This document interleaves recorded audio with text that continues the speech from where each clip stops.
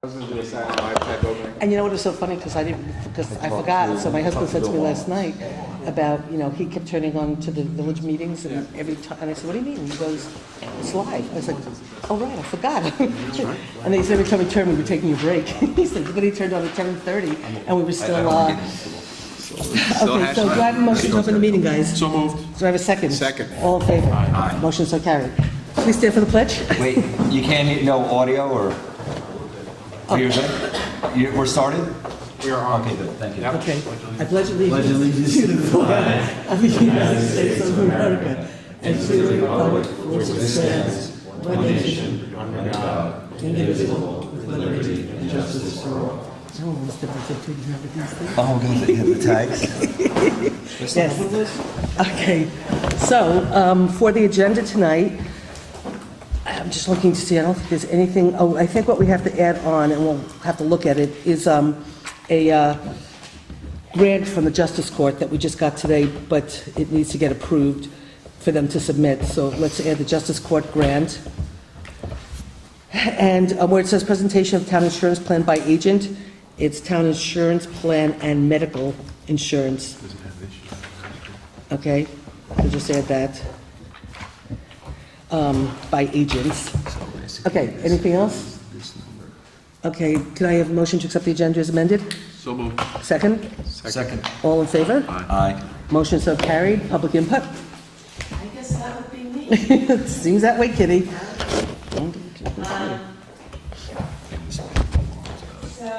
Can you state your name for the record? My name is the person in whose mailbox you are now getting the mail. Kitty Brown, resident of Captain Paltz. I've been looking through the budget and been going back and forth on Facebook with Town Hall about why we can't have a scan, why we have to have a scanned version. Because trying to search for something in a 75-page scanned document is just impossible. You can't do it.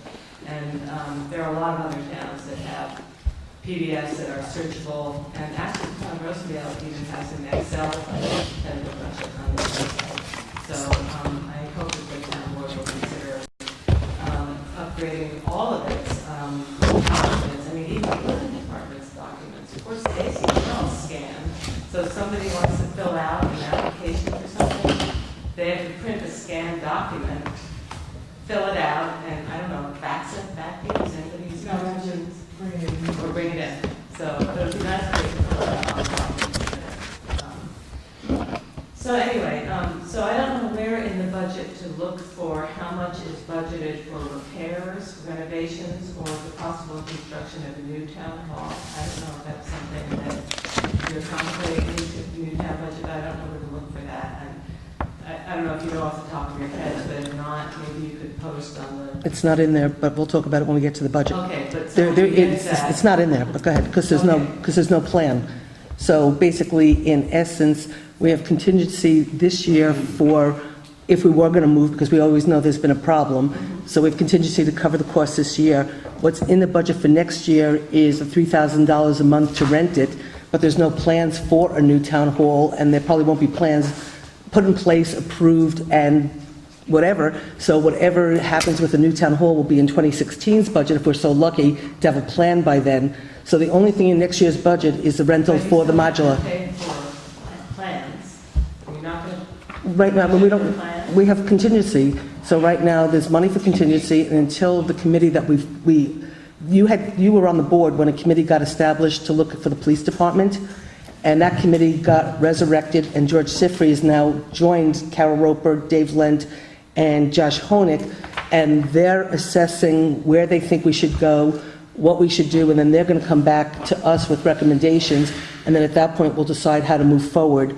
But right now, all we know is we had to get everybody out of town hall. Right, no, I Yeah. totally understand. So right now there's It would be good while we have this wonderful surplus, which I have to congratulate you all on, that maybe we should just start earmarking some of that for capital construction or planning. I mean, we may need new plans, different plans. Well, again, we, just like last year, we put money into contingency for in case we would rent a new town hall, because we've always been talking about it for a long time.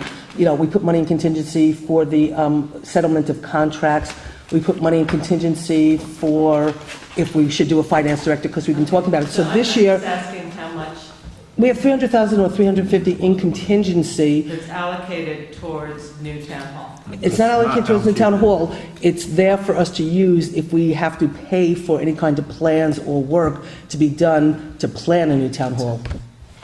But it's sort of outside of anything else you would use contingency for. But last year, we didn't touch contingency at all. But So, for next year, just because we're talking about next year's budget, Mhm. we have a huge capital project ahead of us. And so Mhm. I would personally be very supportive of having you say, yes, we're earmarking 350, whatever, however much you need to do to say, we're going to need this to pay for plans, designs, whatever you think you're going to have to do next year to get ready for. well, like I'm saying, there is money, we have enough money in contingency. You plan how much money you want to put in contingency based on the things that you think you're going to need. So like, you might only put in 100,000 if you think there's nothing next year, there's no contracts to settle, there's no equipment you have to buy, there's no constructions that you have to plan. So you put 100,000 aside, 150 just in case. If you know that you have costs that are going to be coming next year, but you can't necessarily budget for them, then you put more money into contingency to make sure that you cover what you expect some of your expenses to be. That's where I'm going, is we have a wonderful contingency balance right now. And Well, fund balance. yes, so I just want to be sure Yeah. that. We put 350,000, yes, we put 350 into contingency, which is more, usually, at least when I've done the budgets in the past, I can't talk about, when I'm not here, but I used to do like about 150,000 in contingency. Last year, we put in 400,000 because we knew we had a lot of things that might come up and we needed to be prepared.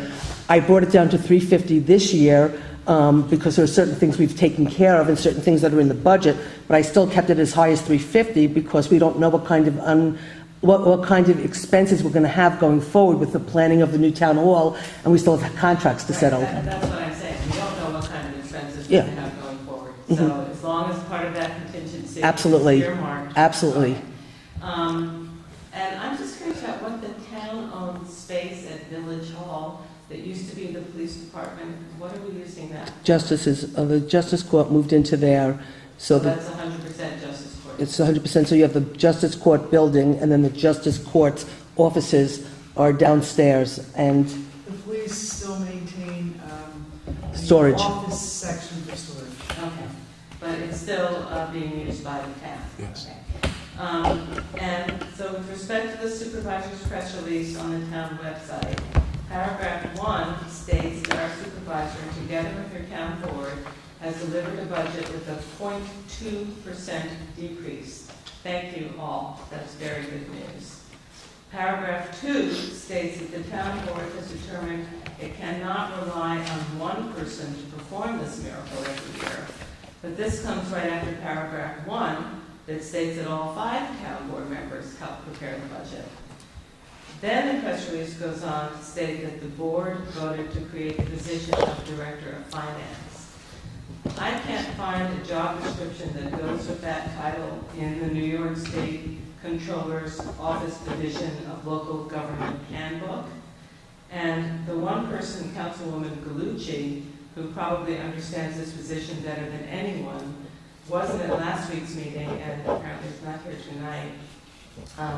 The town has sent her to financial training seminars every year at the annual Association of Towns Conference, and her resume makes it clear why we rely on her to help prepare our town budget.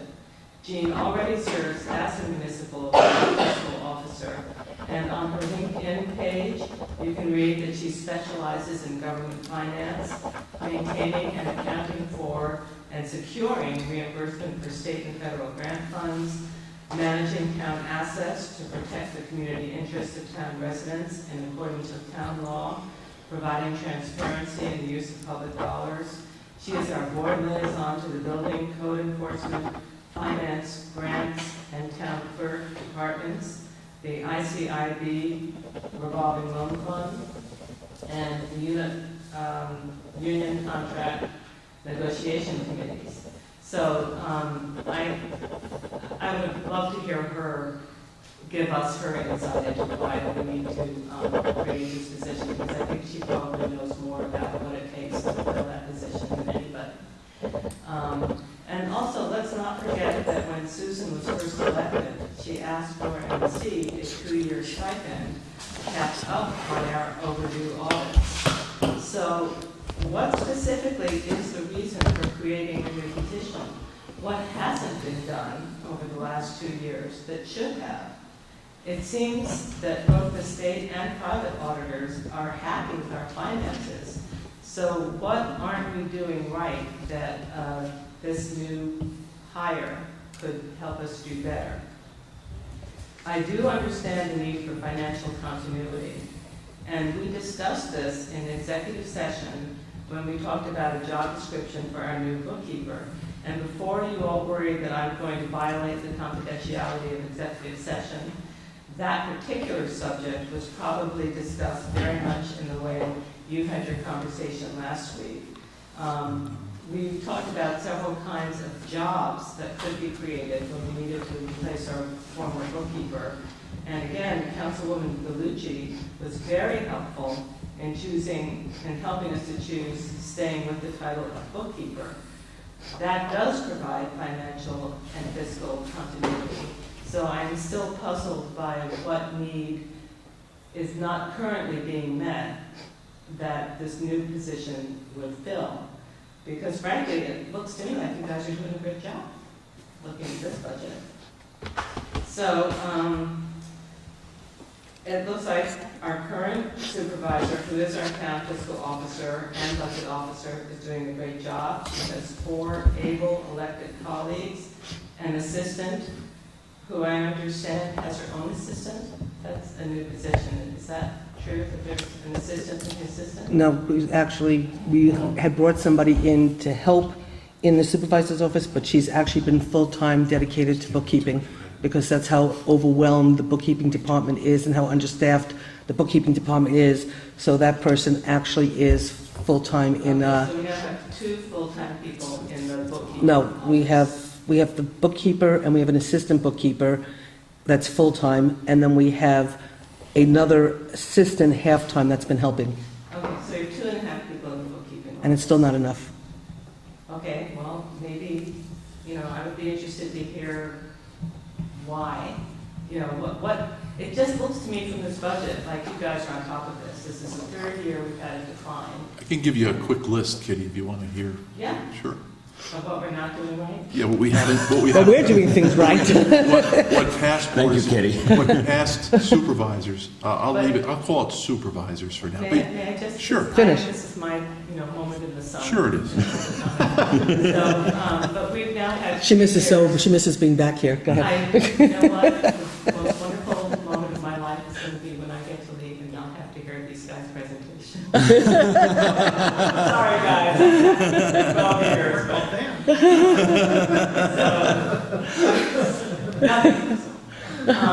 but we know we had serious problems prior to Susan coming in. But in the last 3 years, it looks like those problems have been solved. So I'm Some of trying to understand what we haven't done right in the last 3 years, that this new $110,000. It's not 110, Kitty. Well, It's 70,000, and then benefits are 30% of that. okay, but it's not 110. I mean, it's $70,000. Yes, they do get benefits, but that's not in that number that's being banted around.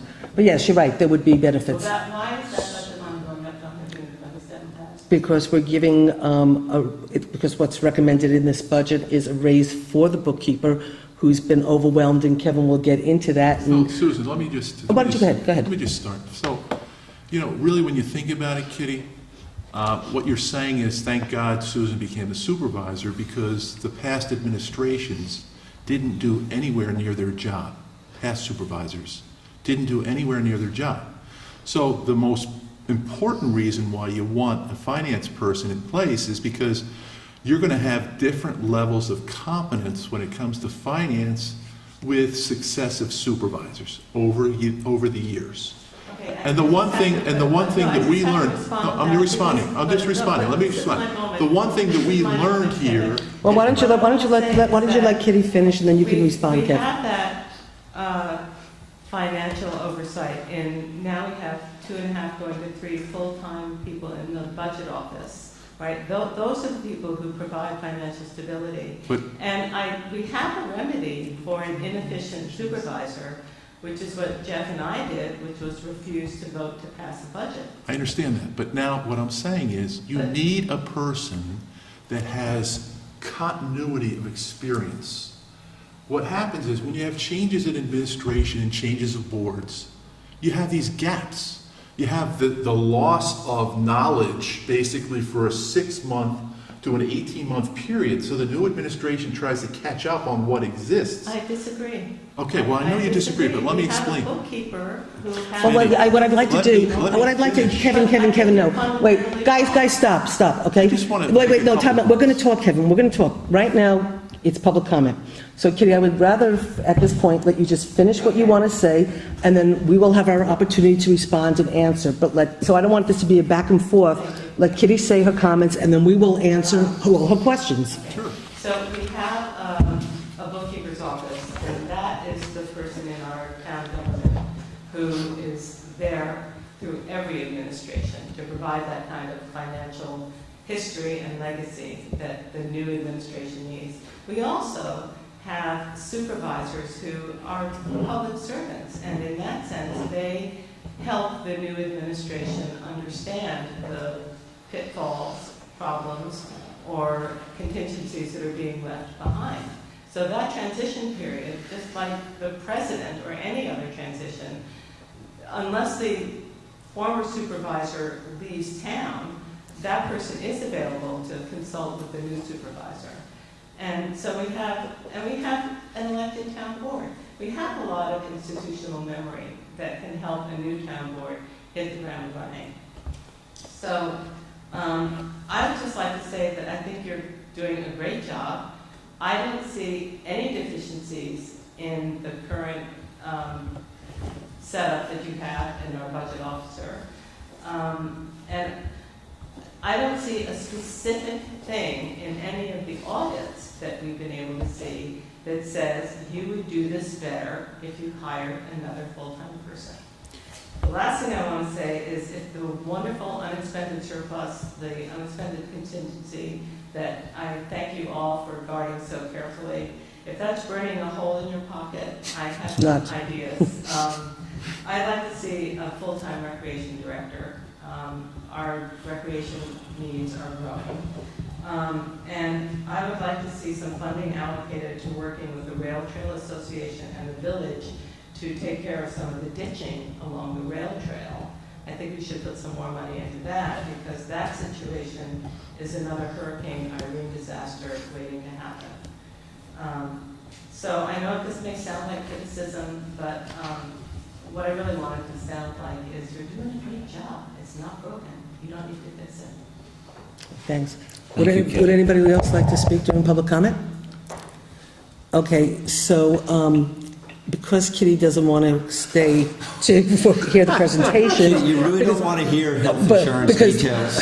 How has that changed? so, Actually hasn't, but so the based on, numbers changed. so if it's okay, because I was going to make some statements, prior to the budget conversation relative to things that are being said, is it okay with you two to wait just a little bit for some of us to have a chance to say a little bit, so then Kitty can hear us, and then Kitty could leave? Kevin, so if you want to finish what you're saying, and then I have a lot that I would like to say, so. Just, you cannot, in the current times, run a $12 million budget with a bookkeeper. It just doesn't work. We don't. So are you going to You go, but respond? Kitty, you spoke, and so now it's Kevin's chance to So speak. here's what I want to do. But No, somebody up there Kitty, is going Kitty, to correct here, that statement. No, if it's, what I'm let Kevin speak, and then I'll speak, and then we'll go from there. For years, the town has been misrun, not properly run, because we now know, all of the board members here know, it's impossible for a bookkeeper to handle all the finances associated with an $11.7 million operation. It's impossible. And so for years, our bookkeeper struggled to try to do what she could do to perform her job. But in the process, things got really messed up, okay? So for example, the people that live outside the village, the town outside the village, were overtaxed for years and didn't know about it.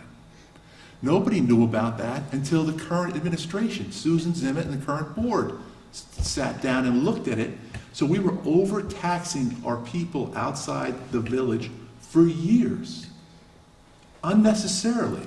And nobody caught that. That's number one. Well, Number two, You know, I Number can't sit here and two. listen to those misrepresentations. it's not misrepresentation. It's not misrepresentation. It's not, Kitty. So, I was Kitty, there. Kitty, I know what is for the truth years. about it. Kitty, and that's why your fund balance in the B fund Is so is high. 45%. We've taken money from the B fund to, We changed the way the B fund is allowed to tax. Kitty, where's, despite the money that, Kitty, No, you Kitty. asked me for a response. I'm giving it to you right now. You just don't want to hear it. Because So it's if you exactly don't what want to you hear said it, the if first you, day you were Kitty, elected. if you don't want to hear it, I'm not going to tell you. okay, you know what, let me, if I, 3 years ago. okay, let me, if it's okay, let me, okay. First and foremost, let me say, I am the CFO, and whoever the supervisor is after me is the CFO, okay? Nobody's bequeathing that responsibility. That is my job, okay? But a CFO is not a bookkeeper, okay? This finance person is not going to make my life easier, okay? This person is needed for the bookkeeping department, and who's asking for it is the bookkeeper, okay? Now, what unfortunately has happened is, when I was supervisor last century, we had one bookkeeper, okay?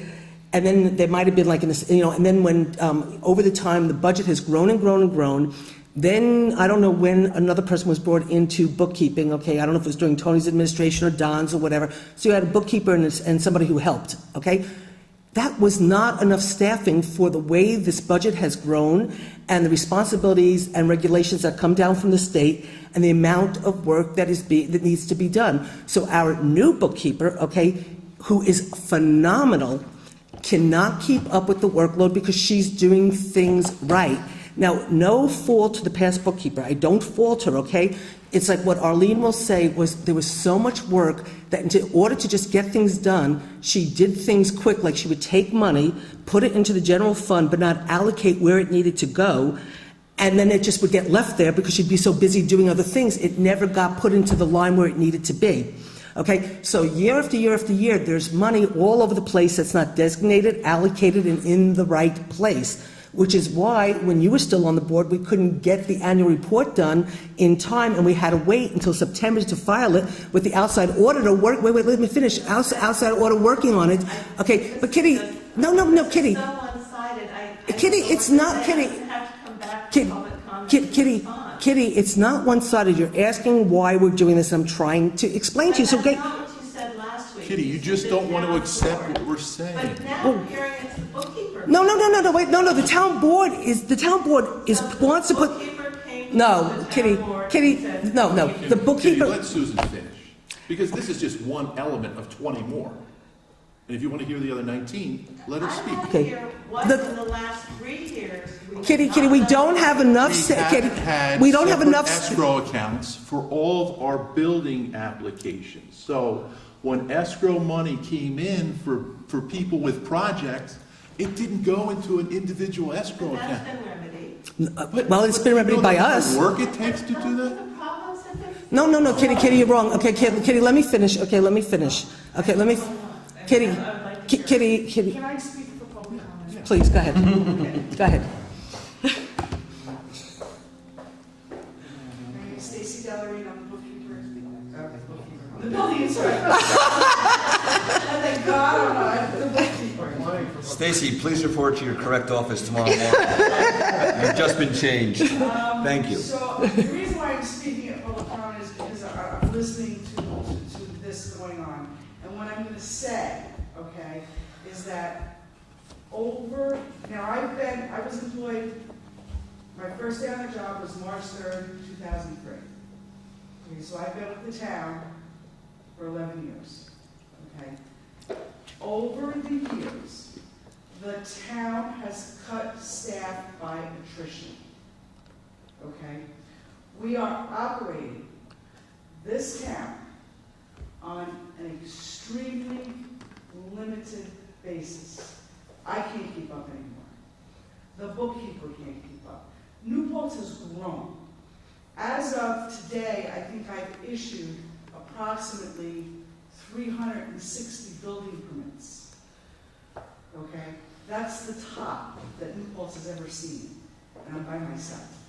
But there's Our no need- position in the Our budget for need, you, right? well, thank goodness. Right, but nobody's Well, arguing what about I'm that. saying, but what I'm saying to you is, bookkeeping, there's not enough. I send in a purchase order, I have to wait almost 2 weeks to get, I've sent in the requisition, I have to wait almost 2 weeks to get the purchase order.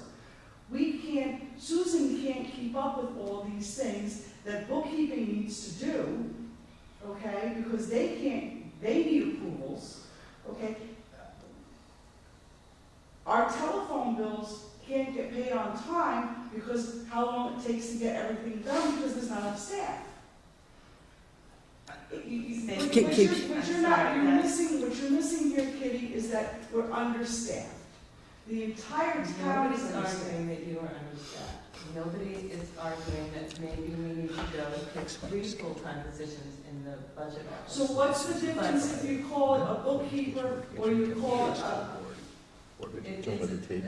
It's still finance, yes, that's right, it's a difference in responsibility. But if what you're saying is that, I mean, first of all, I I know thought he did a pretty good it's job. always taken 2 weeks to get a voucher signed. I mean, it's a monthly process, right? I mean, No, just to get a PO. But it's No, so things are not run like they used to be run. well, then, is that a good thing or a bad thing? It's a good thing. I mean, you can't get those purchase orders paid until the monthly warrant is. No, that's not what we- I can't even get the purchase There's order. nothing that. That's different, Kitty. I can't even get the purchase order. Okay. Okay, I'm not talking about getting a check. Okay, well, Stacy, why don't you you're talking during public comment. Again, please speak. So in Okay. any event, the entire town hall, that entire building is grossly understaffed. Grossly How understaffed. about the escrows? Planning and zoning escrows, we had $60,000-$70,000 of uncollected escrow money that had been paid out to consultants, okay? That were never received. Yes, well, But that's been fixed. but Kelly, as the planning and zoning secretary, is not in the financial office. She should not have to chase these people, bill these people. She's the secretary to planning and zoning. She's not bookkeeping. She's not finance. She shouldn't be doing it. She's spending probably half of a week Okay. just going through these things. I would that say shouldn't one more be- she thing, shouldn't be and doing. then I promise not to take up. What we need is, the public needs to see job descriptions. We have the job description. Okay, so It's I need just, to see, I mean, if Kelly is being asked to do something that is not in the job description, you know, just put that all on the town website so we can see. so Kitty, just so you understand, okay, what is trying to be done and what this board has been trying to do, you were part of the board, okay, so thank you. You've left, now Dan is a part of the board, so he's continuing the good work, okay? So at least since I've come in, our number one thing is, yes, been trying to get the finance back on track. And, you know, I say to Jeff all the time, Jeff used to say to me, Susan, I told you things were bad. And I said to Jeff, you don't realize how bad things really were, okay? It's 3 years later. We're still uncovering things that were not done correctly, you know, that we're still trying to correct. We see the light at the end of the tunnel. What our new bookkeeper's doing, and again, I'm not insulting the past bookkeeper. She didn't have enough staff. She didn't have enough time. She couldn't do everything correctly. The new bookkeeper does everything by the book. Well, that takes an inordinate amount of time, okay? So there's not enough time in the day for her and the assistant to process what needs to be done to get the town running, you know, all the time in today's time, plus do all the catch-up to get everything done correctly last time. When we did the annual report this year, Again, it took us so long, and it was late because there were so many things the outside auditor was finding that were done incorrectly, and then they had to go back and they had to search and they had to find where this money was and try to, figure out. I mean, this outside auditor was here all the time. Jeff would walk in all the time. He saw her here working. He thought she was an employee. He was asking if we were paying her health insurance because she was finding so many problems and issues from way back that they had to correct, and they have to find the money and they had to do research. All that took time. So while they were doing that, who's processing the day-to-day operations to keep the town running? So, and then what happens is because of a separation of duties. So you know that when you handle money, okay, you cannot have one person collect the money, record the money, deposit the money, because that one person could take a couple of $1,000s and put it in their pocket and nobody's going to know, okay? So you have a separation. So what the town has done, because they haven't hired the appropriate people to have an appropriate finance department, what have they done? The town clerk handles a bunch of the money from the building department. Okay, Kelly's handling a bunch of money from planning and zoning. All of those have to be taken away from Kelly. It's got to be taken away from the clerk. It's all got to be given to the finance department, and you have to have staffing in the finance department so you have enough people to do the separation of duties, and so you can manage the extra work. But we don't have to give. Rosanna wanted an extra, more time for her people. Okay. Instead of giving her more time for her person, we said, no, we're taking away the finance work that's taking your time because it doesn't belong there. It belongs with the bookkeeper, okay? We're taking away the time from Kelly, who needs to spend her time basically doing planning and zoning, and we need to take that money and put the escrow, with the finance person. And then you need to have enough people within the finance department to delineate the responsibilities in order to keep on top of everything. So all we're doing is really trying to staff a department to meet the needs of the town today, under the requirements today, and to meet the separation and all that kind of stuff. So all we're doing is, we're still going to do what we have to do. And really, honestly, in a lot of ways, the responsibility for us, okay, as the board and the finance, is to figure out how do we increase revenues, how do we create efficiencies, how do we go forward, okay, understanding, Kitty, you're right, we did an incredible job with the fund balance. We grew the fund balance. This board put $800,000 back into the fund balance last year. That's staggering, okay? We're taking that money and giving it back to the taxpayers this year in this budget. But you can't balance a budget going forward on fund balances. You understand that well enough, okay? So we have to, as a board, how are we going to increase revenues? How are we going to find efficiencies? We don't want to start cutting departments, and we want to still doing. No, I'm making it a generic. Okay. We're going to hire a person that will do that. That will be part of that person's job. Planning the future of the town. You have to plan. But Kitty. But Kitty, you know what? I understand that, but you know what? You made a comment about that the board is the finance department, and with all due respect, okay, the controller's report that came in for the last time that there was an audit for the last administration, the town board was skewered for their lack of oversight and managing the town supervisor. Why we refused to vote for the budget. Yeah, but Kitty, but guess what happened? Kitty, time out. Kitty, what happened? You refused to vote for it, Jeff refused to vote for it, but 3 other people voted for it, okay? And what ended up actually happening, what happened was you never got to do that. I know it was a preliminary budget because you couldn't, because of the problems of the fact, of all the problems that happened with that budget, so it was a preliminary budget that got adopted, okay? But the point is, it was always you and Jeff against the majority of the board. So even though Jeff was always verbal about the problems with the finances, it didn't matter. There were 3 board members who basically voted to do whatever the supervisor wanted. But you know what? It mattered to the public, and you guys. I understand that, but Kitty, but guess what? If I choose not to run next year, or people choose not to vote for me next year, and you have somebody, and you know as well as I know, okay, that the people only have the choice to vote for the people that are put forward. Okay, so if somebody, which is fine, completely all they care about is the environment. That's fine. We as a community care about the environment. Okay, so somebody runs for the environment. That's who the Democrats put forward, and the Republicans maybe also put somebody forward. And they only care about the environment, or maybe they only care about the police, but they don't know how to add 2 + 2. Okay, and they know nothing about finances. It doesn't matter. The choice you have to elect is this person and that person, but the person you elect doesn't know anything about finances, but they're the CFO.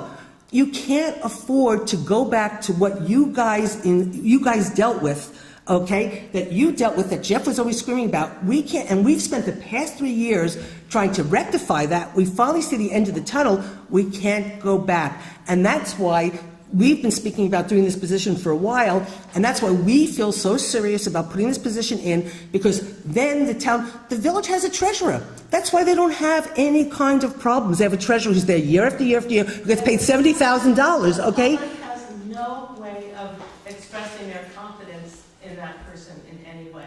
You know, it's an appointed position, and that's what concerns me about But this. Kitty, the finance position should not, I mean, if you hire a professional person who understands finances, there shouldn't be, it shouldn't be about voting them in or out of office. I keep saying I'm just going to say one more thing. But Good, because we have these two. There has been discussion in our community about a finance director in a different municipal job. And there's been a lot of criticism of the job that that person is doing.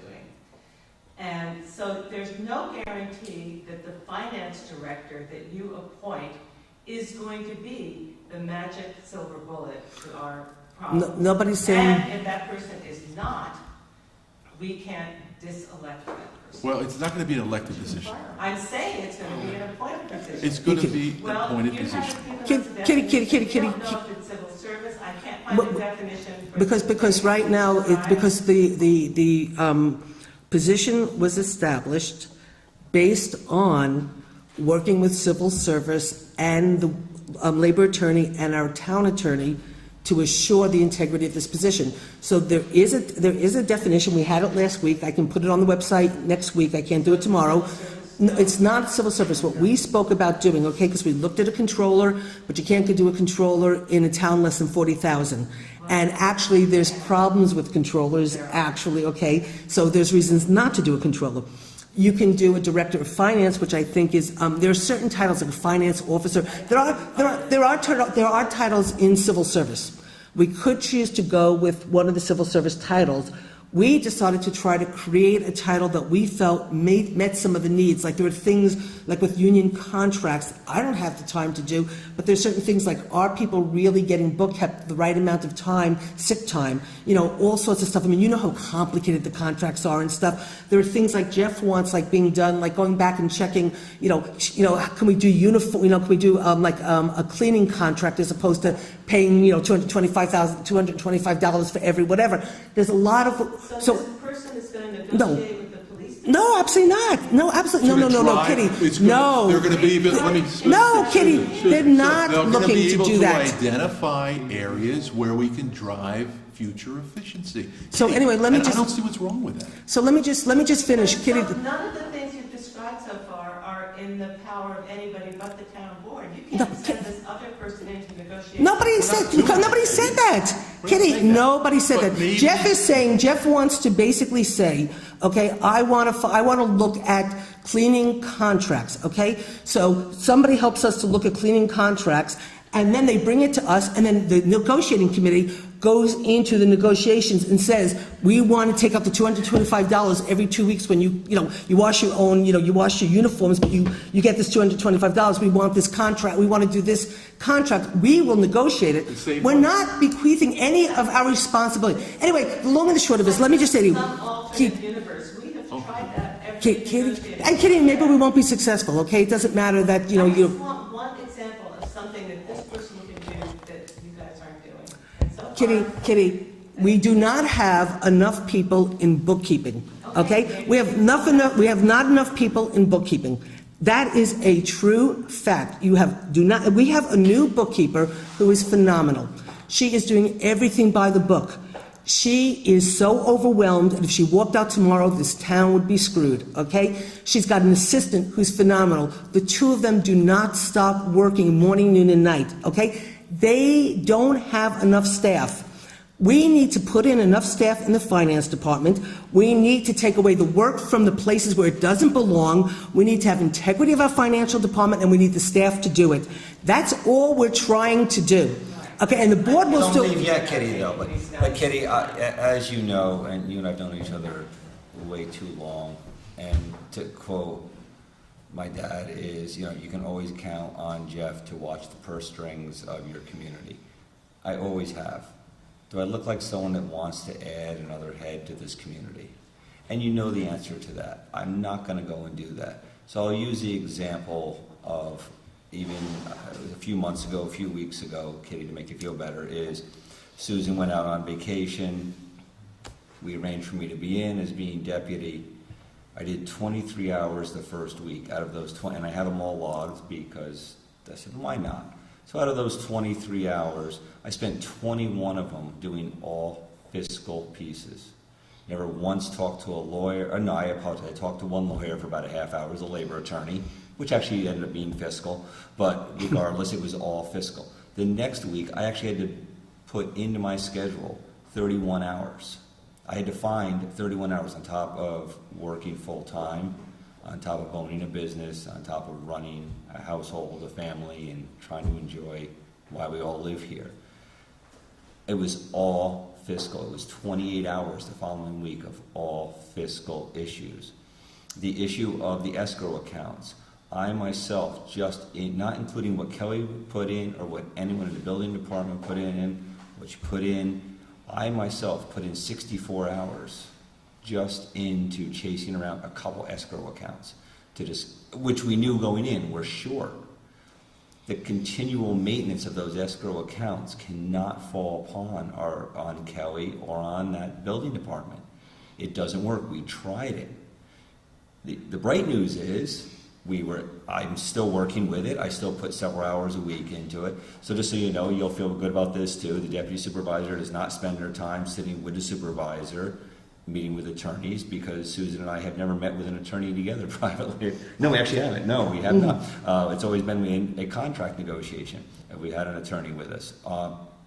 It is a piece where spending time with them, we were able to notify someone that their escrow account was low, let them know that, sent them an email. Lo and behold, we got a check. But Kelly can't do that. Other things fell to the wayside. You found Deputy Supervisor Jeff going out and collecting signs, because that's part of that job. Doesn't matter. It was just part of what we do. But we are pushing on parts of the bookkeeper job and the amount of hours it takes. I agree with you totally. You know I agree with you, Kitty, that this board is an elected board to watch those fiscal pieces.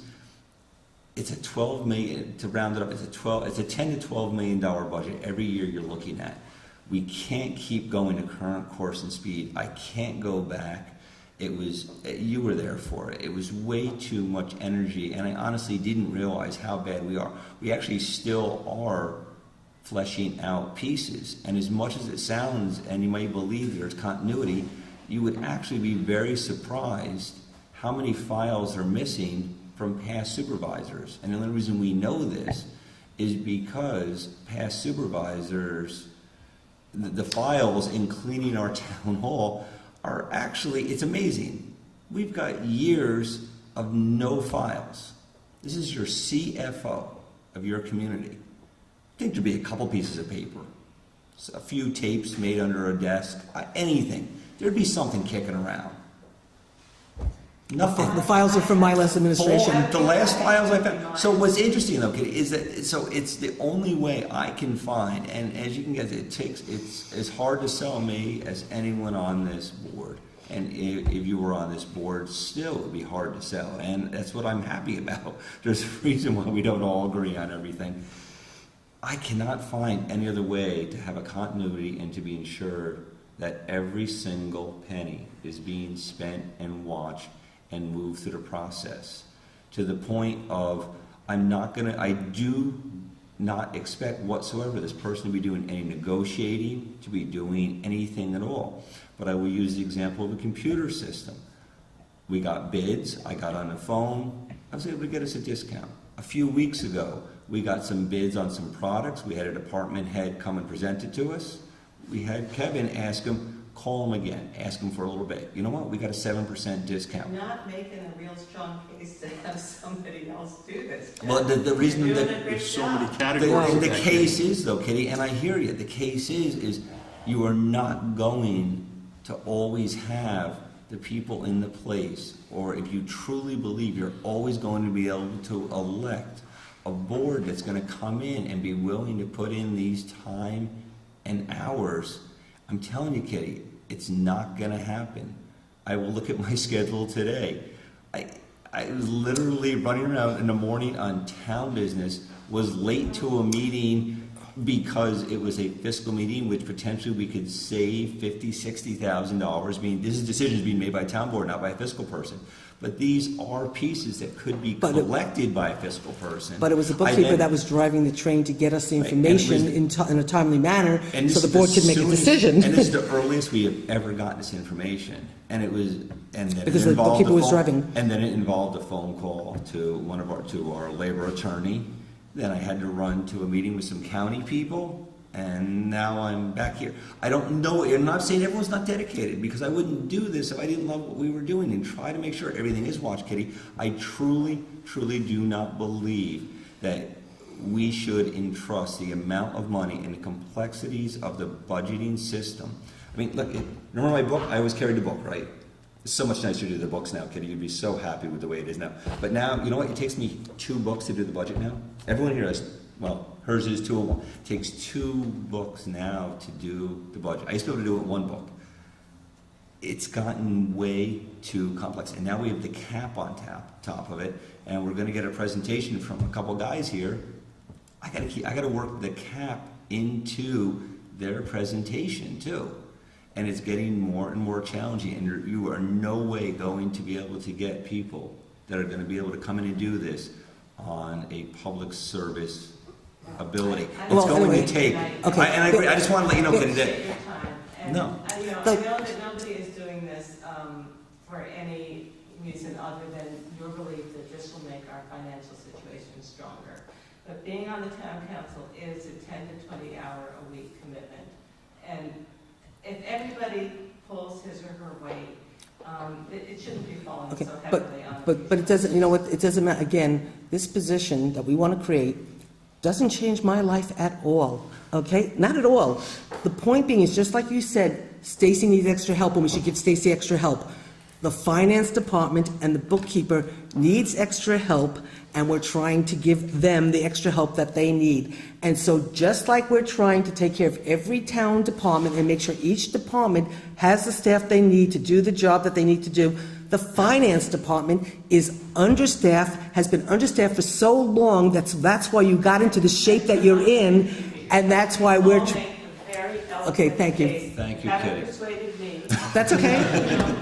Okay. But, and also, I'll just tell you very, very quickly, Chris and I did want to put an extra money into the rail trail, and we discussed it, and there, whatever, And just so, yes, we do Kitty, discuss it, I can so. talk to you more, and I've been meeting with Rail Trail. They have some new directors. They have a fantastic new director. So Thank you all. Okay, we'll talk okay. more. Or, I don't think it's broken, but if you want to keep fixing it, thank you.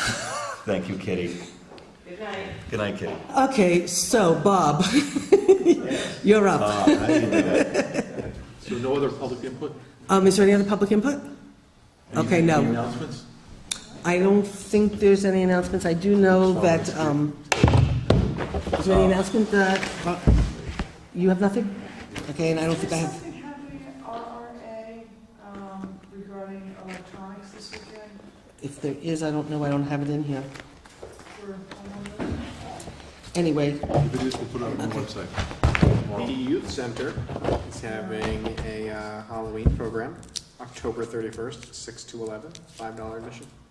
$5 admission Well, the money goes to help money. Yeah. at the youth center? Yeah. Have they always charged? Yeah, it helps generate, it helps Okay. them fund it, and they pay for Okay. the decorations. Okay. Everyone, also that, I guess the only other one is, because it has been a discussion, and this TV show is not live that we are now on, so if you're seeing it, it is On computer. taped.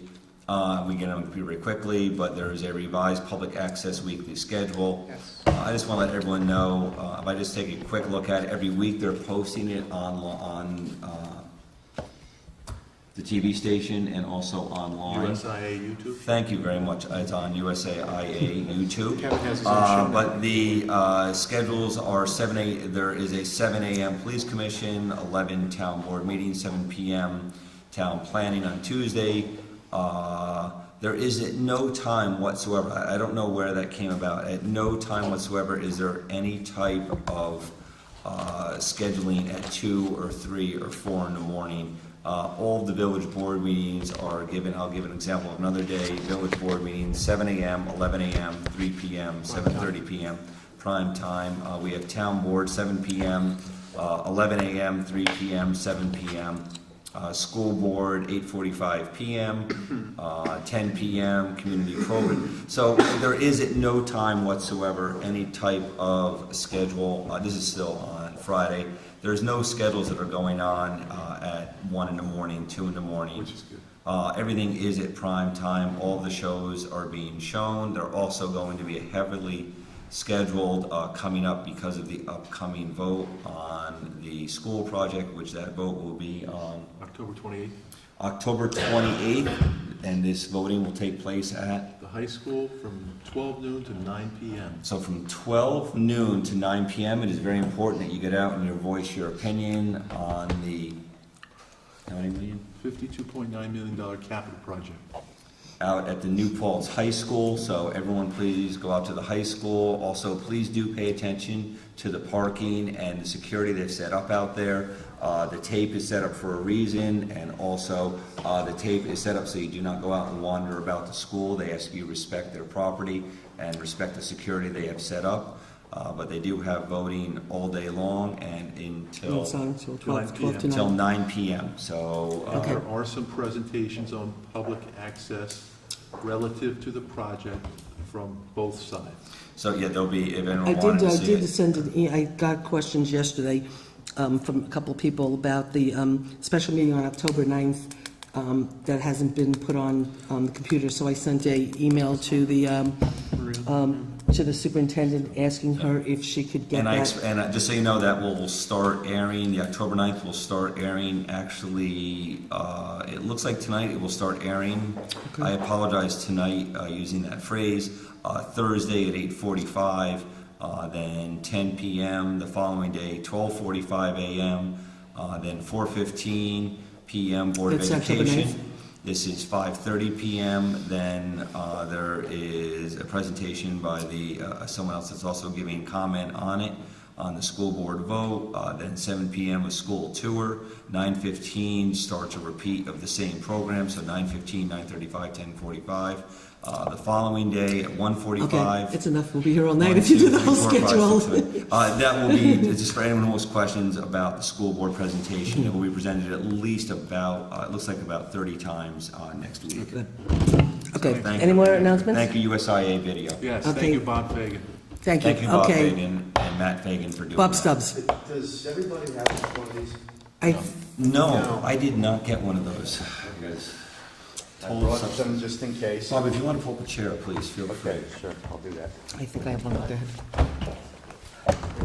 You got to give Rosanna.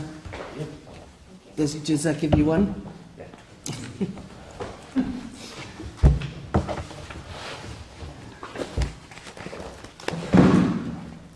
So everybody's seeing this for the first time except Susan? Yes. Well, I haven't really spent a lot of time looking at it because I've been so busy, but I know we spoke on the phone, so Okay. you told me what to Well, expect. Yeah, I think what I prefer to do, you can look at this page by page, maybe at your leisure. I thought what might make more sense is if I tell you what's new and what's improved. I think that, and also, Bob, I just want to clarify, and Kevin was just making a statement. This is all just, all the availability of just liability General insurance. fire. General fire. municipal insurance. Okay, fine, okay. Okay? So what's new and what's improved over the current program? What's cheaper? What's less expensive? Well, What's new is that it's cheaper, what's improved is that it's First and cheaper. foremost, yeah. What's new is it's cheaper, That's what's number improved one. is cheaper. It's $10,000 less than expiring and $20,000 less than your current budgeted amount. For the same coverage all the way around. Yeah, When you say I'm sorry, budgeted amount, how you're budgeted. figuring out budget amount based on, Based on your current budget. I know, but you're not looking at my budget No, I'm just going by your 2014, Right. what you have What you got. allocated. Right. Yeah. Okay, but just also, just so to remember, I mean, I think whatever number you gave us, we kept and we used, and it came in cheaper. It's just that if you looked at this budget per se, it's broken out by fund. I So- did, I added them together. Okay, you did, okay, Yeah. I just wanted to make sure that's what you Yeah, did. so it's like Okay, 135 total. Right. This is 115. So we pay 135 in annual premiums? No, you don't. It's, right now you pay about 125, so that the budgeted amount is higher than what the actual was. what happened was last year, we had 135 in the budget, and then after Bob, because remember, we went to a new policyholder last year, so by the time Bob figured it all out, we pretty much had already somewhat adopted the budget, and it came in $10,000 cheaper.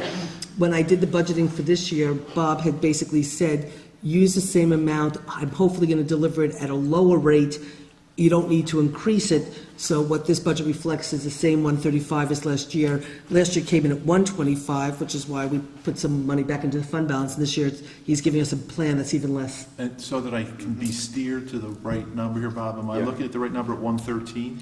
113, then you have to add the 3 fees underneath it. Which brings it up to what?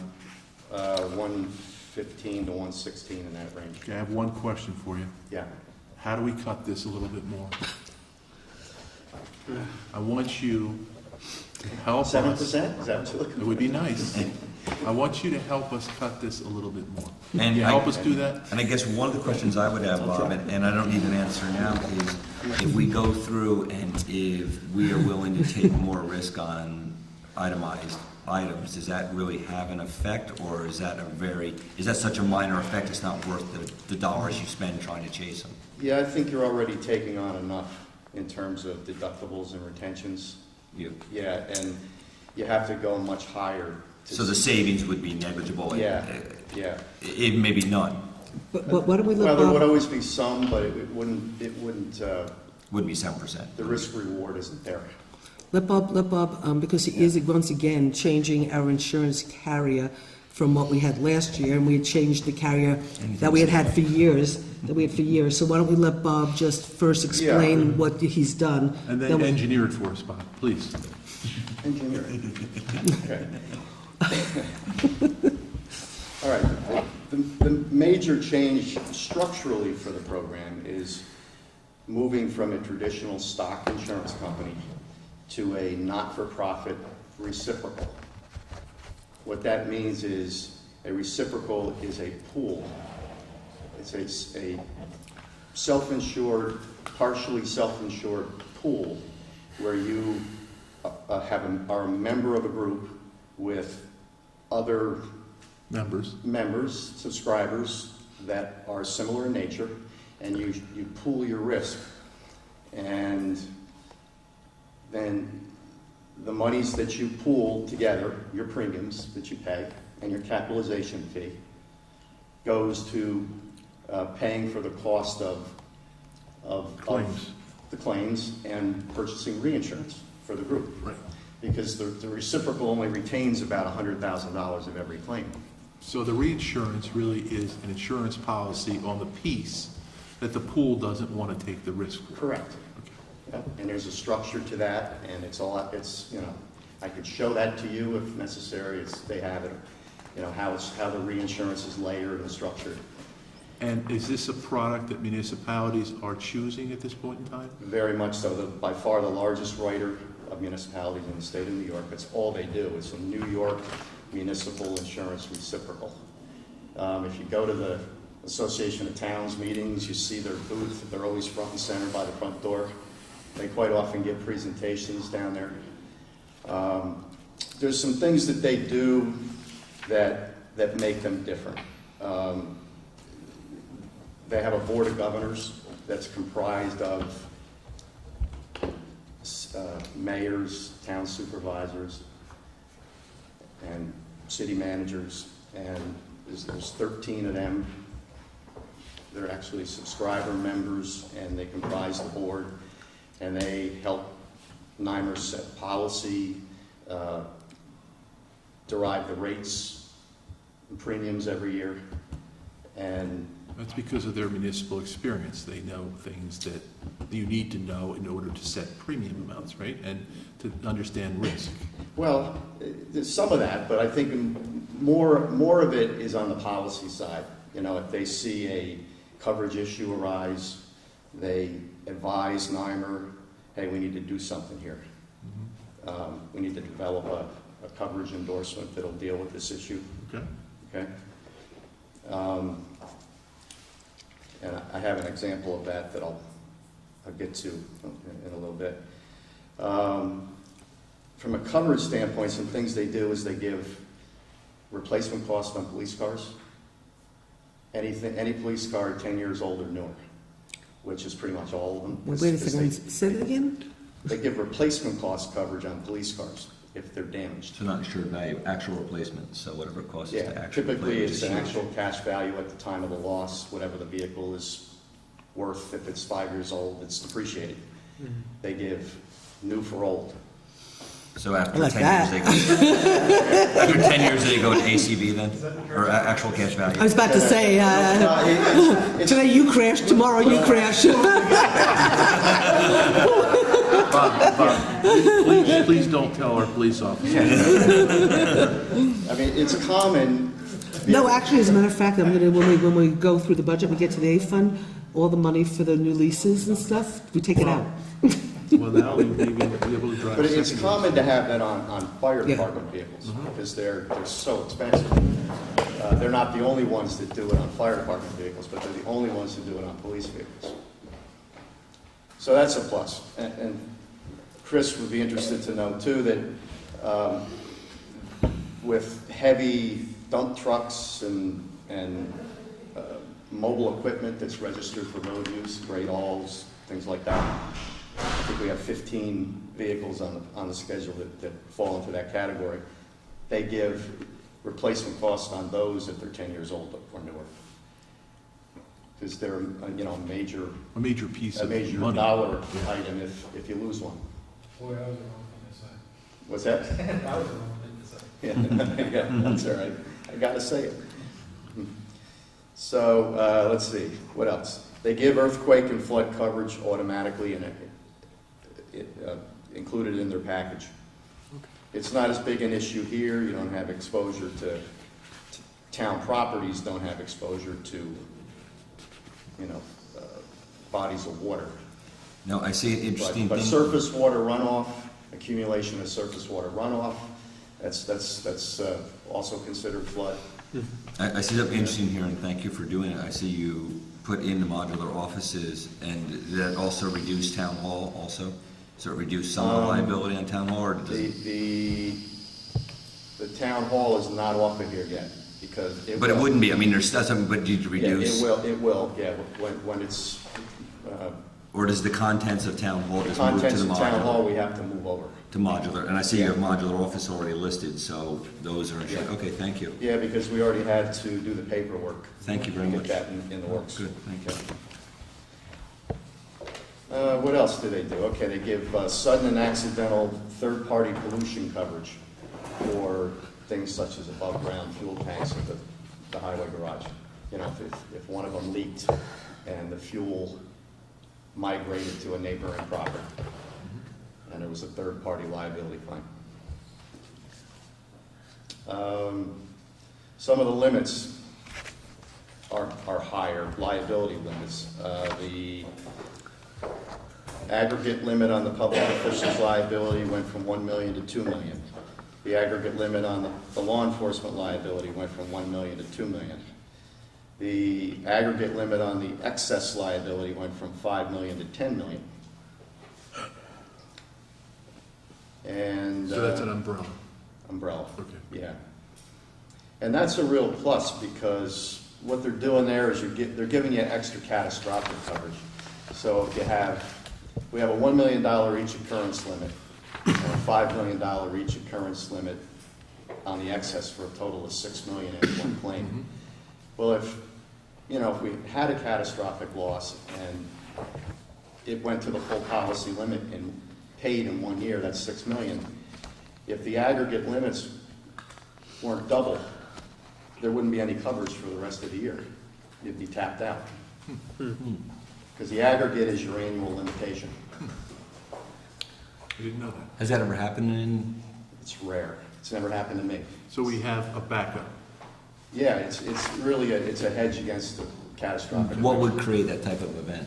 What? One claim that went to your full occurrence limit. I can think of a couple things. 6 but- million. I Natural would say, disaster type? Wow. well, I would say a bad vehicle accident would be the most Okay. likely. You know, like a heavy truck, crosses Yes, the okay. center line and I see what you're saying. something like that. That's what you're saying, yeah. Okay, I'm with you. That's the worst, to me, that's a worst case scenario. Okay. So any holes that we have to be concerned with? No holes. No holes. In fact, on the public officials coverage, Yes, yeah, that's the important. employment-related practices deductible was reduced from 12.5 currently down to 10. So we do, as elected officials, have public officers insurance to protect us against lawsuits and also Oh, for yeah. suit personally. Oh, yeah. That get That's reduced really because of important. low risk, low experience? No, it's just the way the previous carrier did it. They had a higher deductible for employment practices claims. They just, Just the Can way I it was? actually Felt ask it was- about that too? Sure. 'Cause when I was on the school board, I know that there were limitations with that as well, What do you mean? in regards to being personally protected as a school board member. I was just curious, I'm obviously not saying that anyone's going to do anything terrible, but I'm just curious, what does that actually mean, that you are an individual board wrongful, member? covers your wrongful acts as a public official. And it covers Alleged. elected, appointed volunteers acting within the scope of their duties, So it's our volunteers members as of well. commissions, boards. So it protects us, so like when Rivendell Winery sued the zoning board, as a board as a whole, but they sued everybody individually. Yep. When you were sued individually, they were protected by town insurance.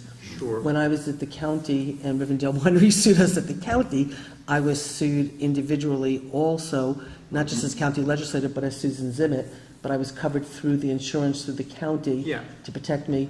And And simultaneously, we're being being protected happening right now through a few Wilmerite. people, I think.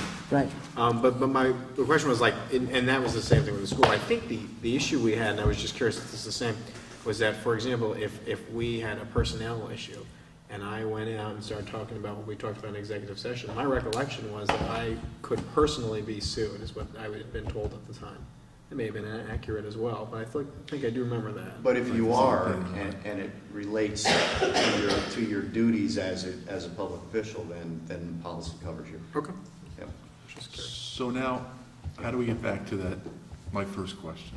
Well, before I'm not quite done. I'm almost done. I like where you're going with that. That's- One of these extra coverages that NYMER developed at the request of the Board of Governors was something called false lien coverage. At the Association of Towns meetings, have you ever heard any discussion about something called the sovereign citizen movement?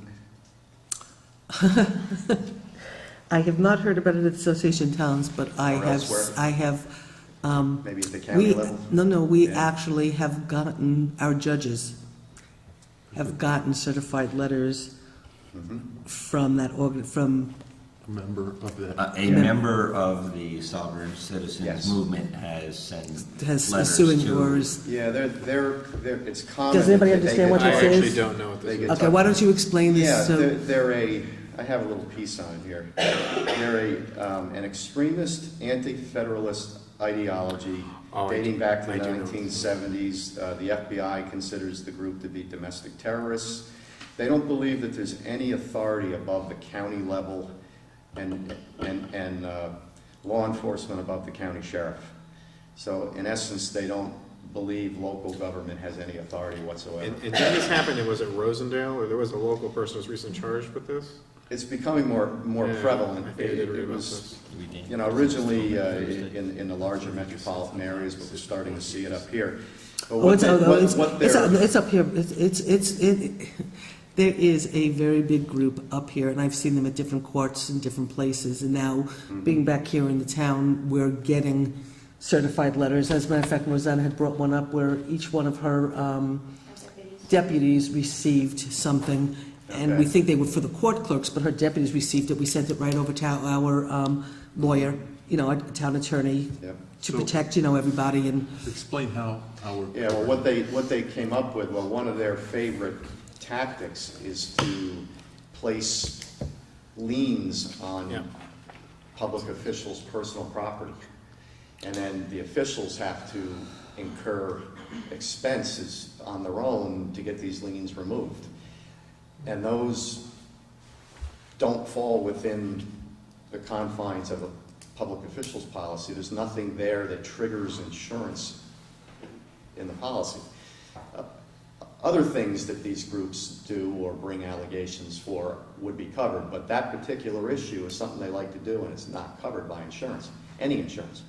So they came up with a false lien endorsement that will cover the cost up to 10 grand to reimburse the official for the cost of getting the liens removed. That's not covered under a title insurance or anything that you have as a homeowner? No. It's just a lien, yeah. It's almost like is it almost like a builder's lien? It's a lien is based on a valid claim that you have against the person that owns the property. And the claim has to relate to the real estate for the claim to be lienable. So obviously, I don't know what the nature of their claims are, and I don't know Nor do how I. that would tie Yeah. into an interest in real property, so.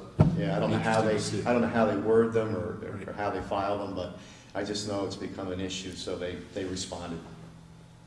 And Right, so and we they're, have that. they're the only ones who have this endorsement. so they're saying, because the way you read it to me, it sounded like they didn't believe in any government So, existed yeah, above county. I kind of got the same, I You know, thought that- that they were against federalism. Yeah, right, exactly, Which and would have state been any government. form of government above the county sheriff. That's they what I would th- recognize. Right, that's what I These- thought, these- which, These individuals believe local governments have no authority, and therefore they are not subject to these local, state, or federal laws. okay, they don't believe there's any Nobody has government. any authority. There's no Yeah. authority. That's what I thought. Yeah, I thought it was entirely anti-government. Yes, it's, well, completely. Big support of anarchy.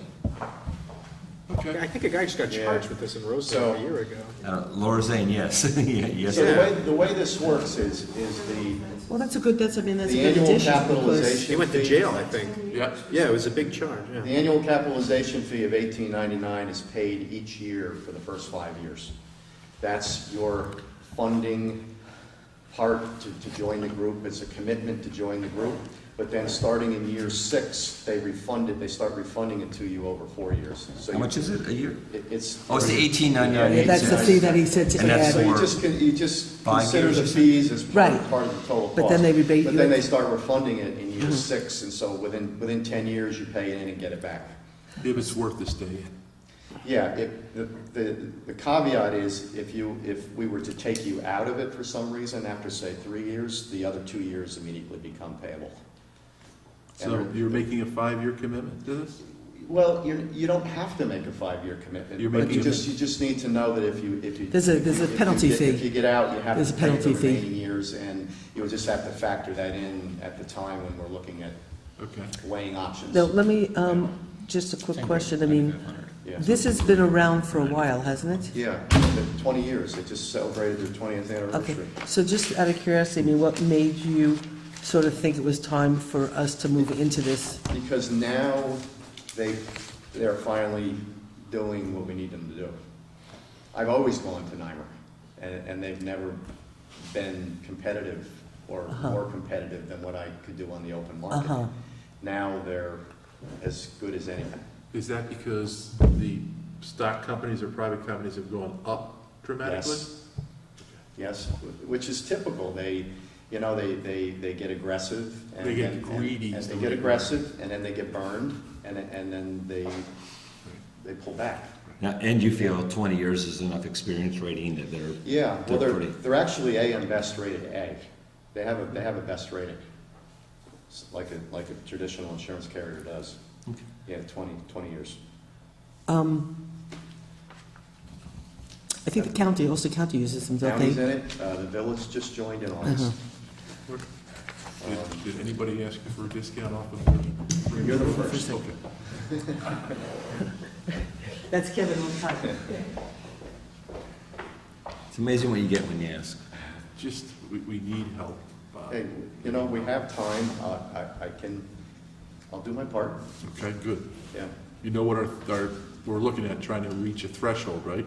That's pretty aggressive, but the closer you come to that number, the better.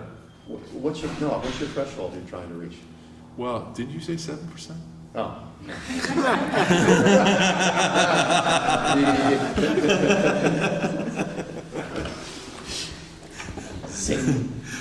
All right, So we appreciate what you can do on that, all right, let's please? see what I can do. All right. All right.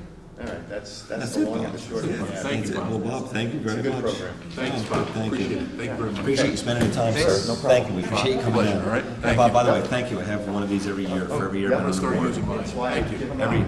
thank you, sir.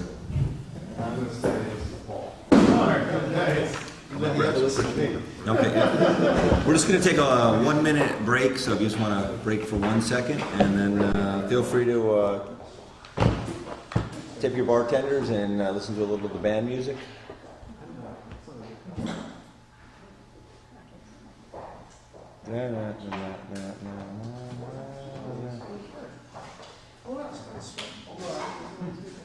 You could have taken your coat off, we don't mind. We open the windows in here, but it's always hot in here. It's not you, Bob. You can't put any music through that, Chris? Come on. I can bring something. I can play my cell phone. Okay, I'm not on the only time it's not is for 2 hours. I had like a recall shirt. That's because it's very cool. Exotic So I can take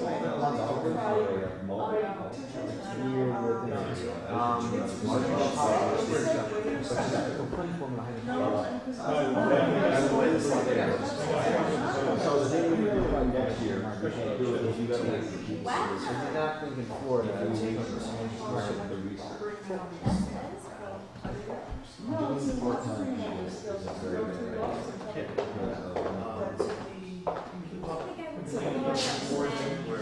Doesn't matter. They don't work at Burger King. Really? No, the next about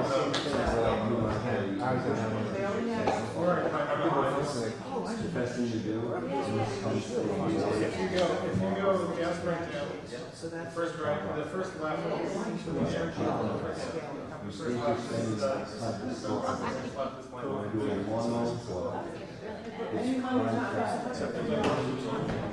I can always get out to Gators. I've never been stranded. These people that actually live further down the road, some roadways, or can't get all, they get landlocked. And they end up, yeah, come up Farmer, there's a hotel, it's a high rate of time. And then a couple people who always use it. All know except with the big walls. Once you're gone, The biggest so when they know it's gonna flood. Ken, Mark, we need to start doing snacks. I wouldn't. Yeah. I don't even care. It'd be like assorted dumpsters.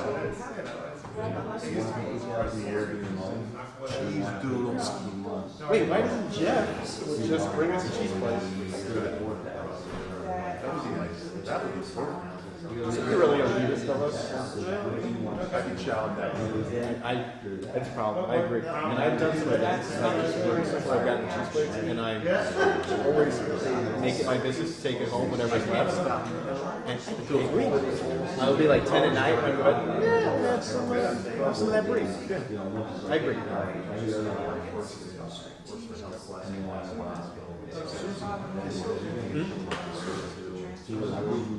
But again, I'm hungry, so. 3 blocks away. Well, actually, it's just what are you setting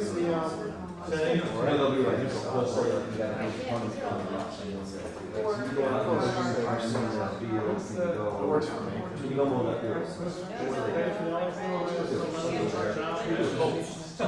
They do. When I sold food for us, I used to use the county bars.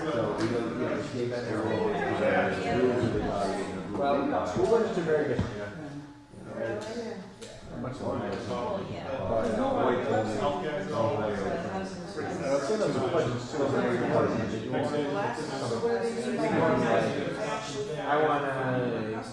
I'm going to take notice on the discussion on that. What you do, but it ends up being more of the other hours. Now, a lot of the too, is you're actually dealing with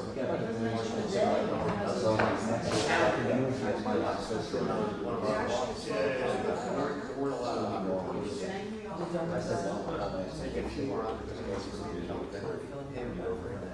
Right? Having terrible clothes. What? Having terrible clothes. Not feeling good at all. Levi, I know, let's see. What are we up to? What are the... Which I already saw, had this afternoon. So what do you guys, what did we decide to do? No, he's here. Oh, I'm not able to see, because we have other stuff to do, that's how I feel. What did we decide to do? The city would come back to us because Kevin talked about it. 7%. He said, yeah. But he said he would work with us and we'd see what he could do. What?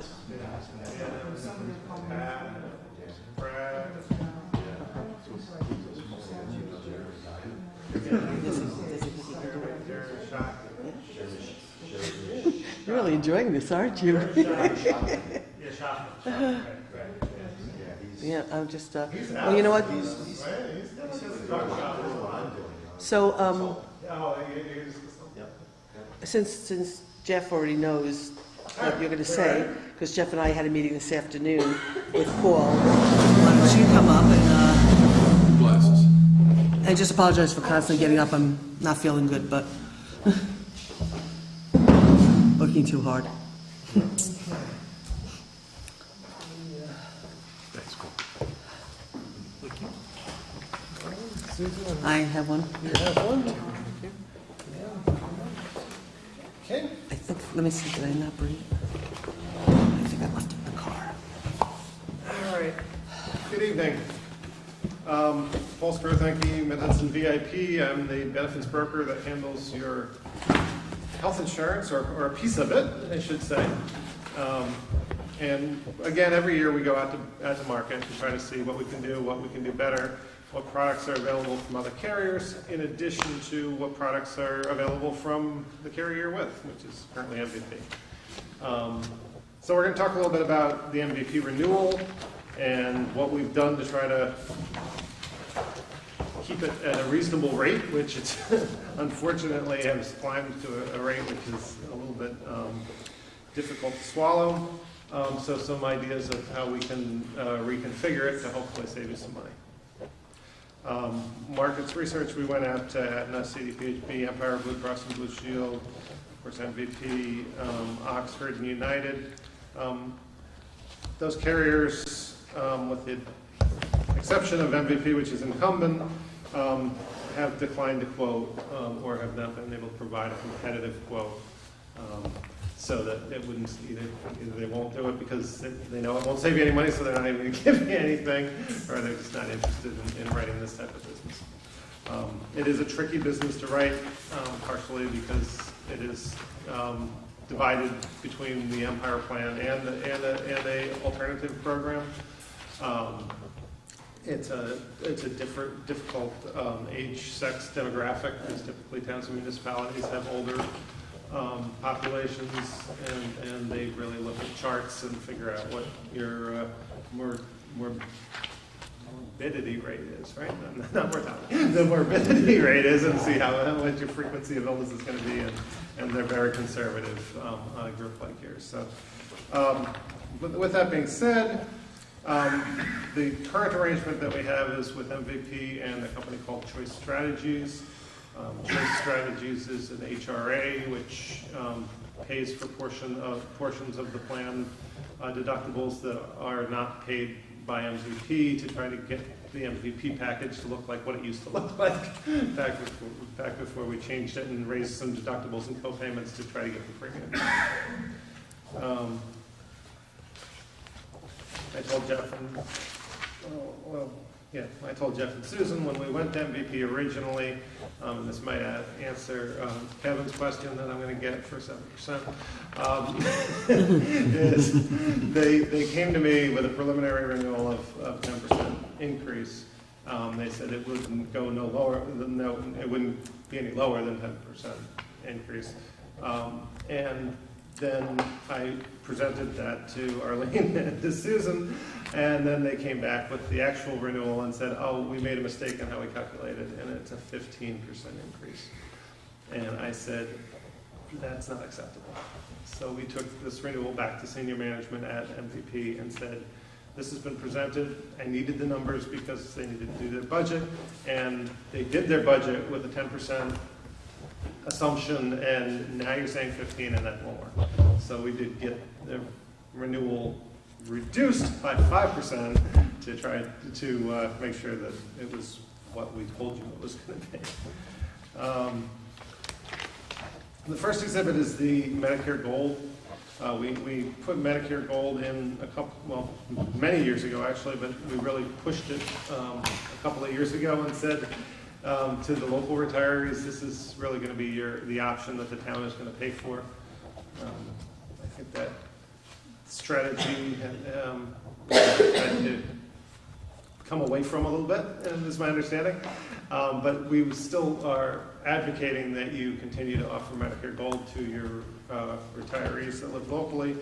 The Gold program with the 20 people that we have in it, if we take a look at what we think the night shift costs are going to be for this product, and we put it up against the Medicare Gold program, it gives you about a $25,000 savings.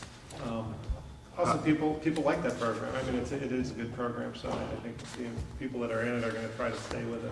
We're hoping that to be the case. This number that you have here, you have a night shift number, and then you have a medical gold number, Yep. the annual. How does that relate to last year's annual? Okay. Is there a Yeah, future yeah. chart on that? Yeah, Okay. I All right, don't so have a I'll chart. wait. I don't have a chart. I'll tell you the numbers. Last year, we were paying $318.40. So it's approximately a 13% increase over last year. The 331.90 is the current versus 318.40 last year? That's correct. Okay. That's correct. The way that I got to the night shift number, everything that we haven't, night shift doesn't release their rates yet. They wait until, I think we were told today, at the end of November to release their rates. They do put out a financial report, and they have some financial meetings where they meet with municipalities and school districts. And the information that we have is that the state has said they will go no lower than 5%, maybe even up to 10. And Paul, have we on dropped here. down in terms of the number of individuals from last year, or we remained the same? Last year, did we have 20? Right now we have 20. Okay. We're in open enrollment now. They'd have to And make so I their, just, So you make your to choice. make the numbers consistent, Okay. I'm assuming 20. We're not going to get 20 because there are a couple people that have already said we're going back to night shift. Okay. They will cost you a little bit more. My point is, as many people as we can keep in the gold is going to save money for the town. Okay. Okay? So I'm advocating to keep that program in place.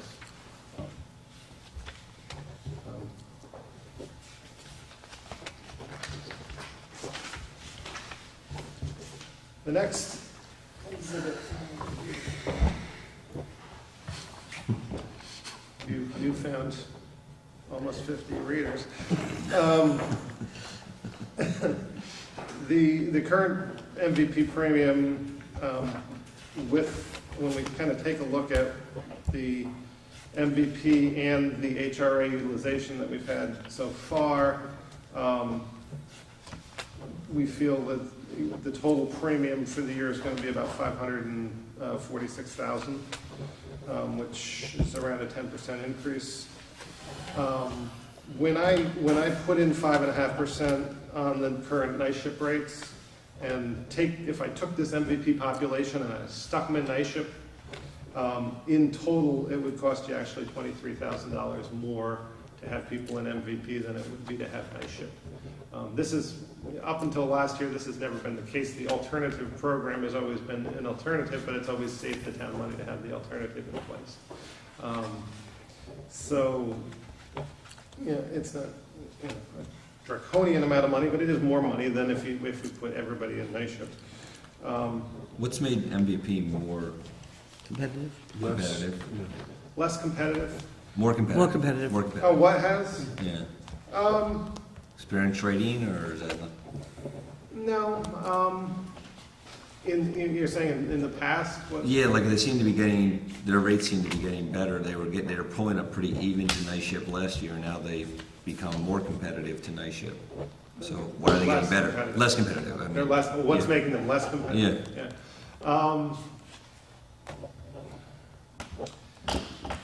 Just the populations that they're getting in the program, I guess. I mean, it is, they're chart rating these things. They're not using your own experience, so it's not your own experience, but it is your demographics of your group.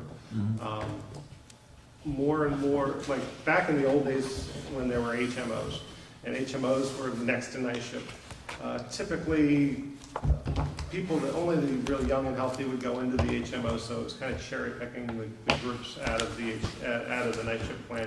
You're losing the young healthies to the HMOs, and the HMOs were fat and happy, and they were saying, hey, look what a great job we're doing.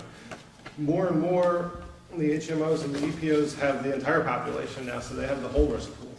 They don't have just a piece of it that may be even the better piece of it. So that's driving some of the experience and the utilization to higher.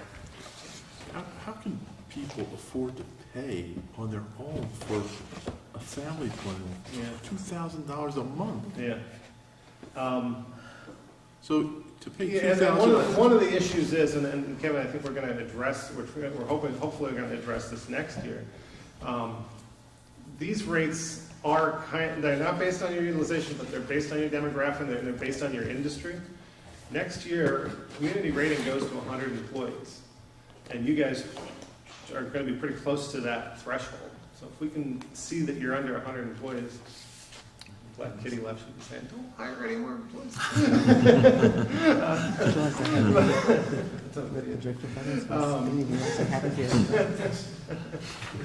But that may drastically change your cost structure, and hopefully in the right direction for us, is to get that down, because, you know, Jeff, you, and I think Kevin see in private business, the rates are quite a bit different in the small group market than they are for municipalities that have over 50 but under 100 employees.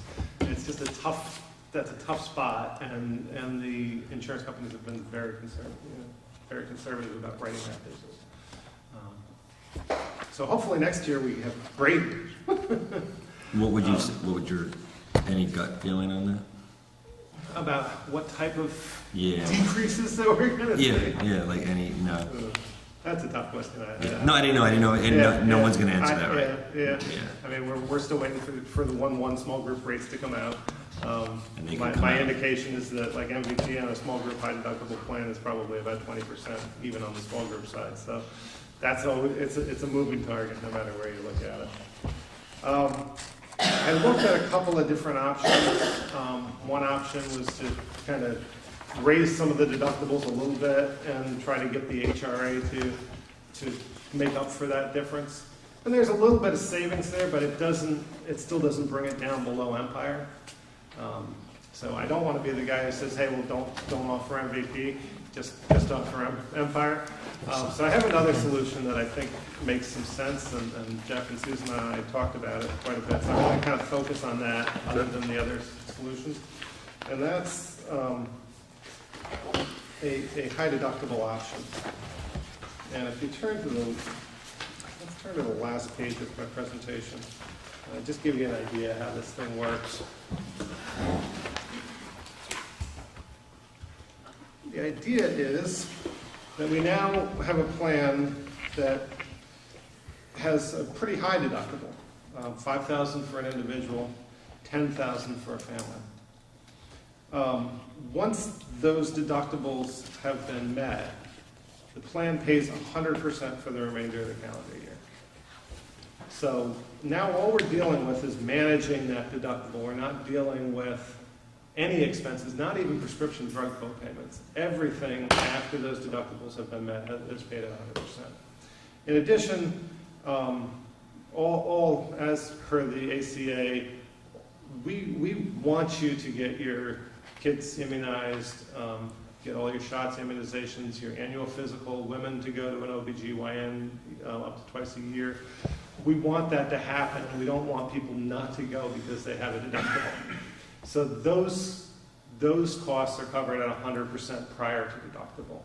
Even some maintenance medications, high blood pressure, high cholesterol medications, that are used for, we call them prevention or reoccurrence of an illness or disease, are covered at 100%. So those would not go into that deductible window. They're carve-outs. They carve out.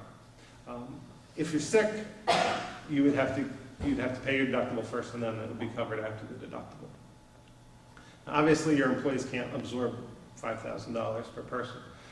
So what we're recommending is that we use the HRA, and probably the same company that we have in place now, to administer an HRA, and we'll have the town fund a portion of that deductible.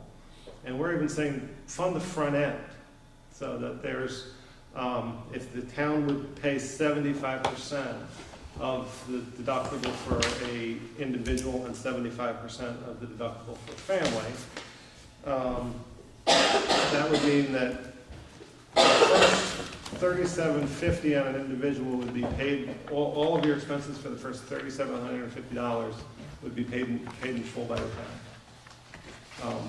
Then we're going to call it a donut hole, because Medicare kind of made everyone understand what that means. The employee would be responsible for $1,250. After the employee's paid that $1,250, if they ever get to that point, because maybe their expenses didn't exceed the $3,700 for the year, then MVP covers at 100% for the remainder of the year. So really what you're doing is the town and the employees self-funding the front end to get a lower premium. We're getting reinsurance, right, Bob? Basically, we're self-insuring for the first bump. Yeah, you absolutely are. You absolutely are. It's a good way to look at it. And we have experience on our risk exposure on this, so it's We not have like a little bit of experience. No, we're not going into this. this, we're not going into the tunnel blind. I mean, we have a little bit We're not of. going into the tunnel blind.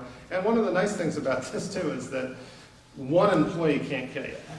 Because if one person hits the $5,000, you're liable the town's liable for the $3,750, but then the employee and the health plan is liable for the rest.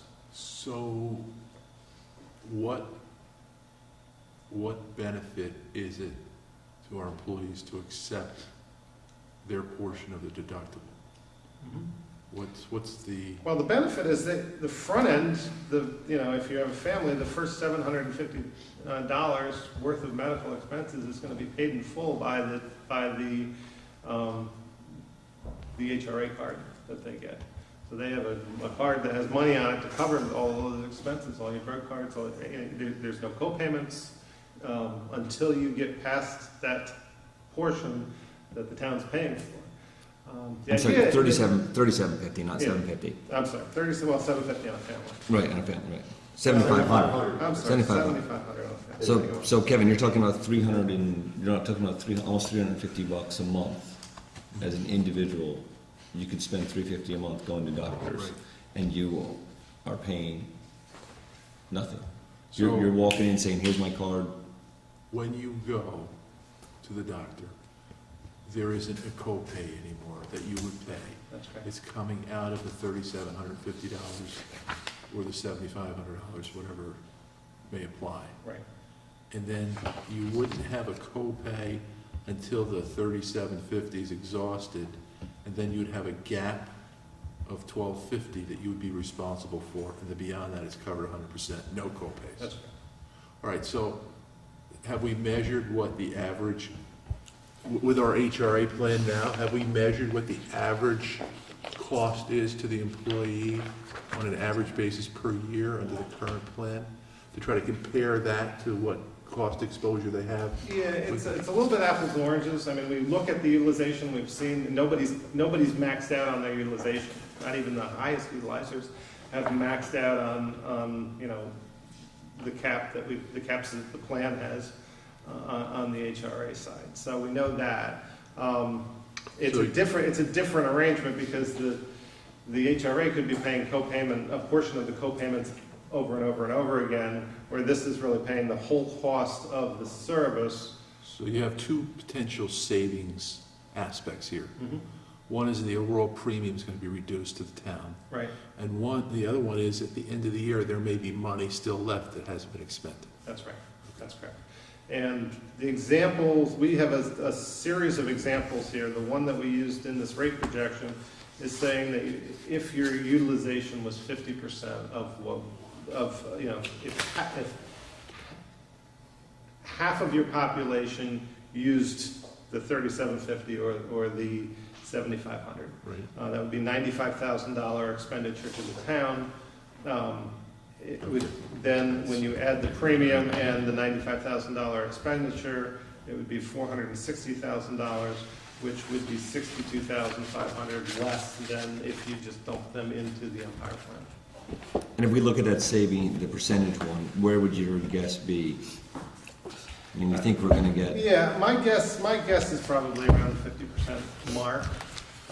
The next page that says choice on the top of it gives the gamut of where you would be, the savings if you, on the bottom of the page, if only 20% of people utilize the town's portion of the money that they're putting up, there's $117,000 worth of savings.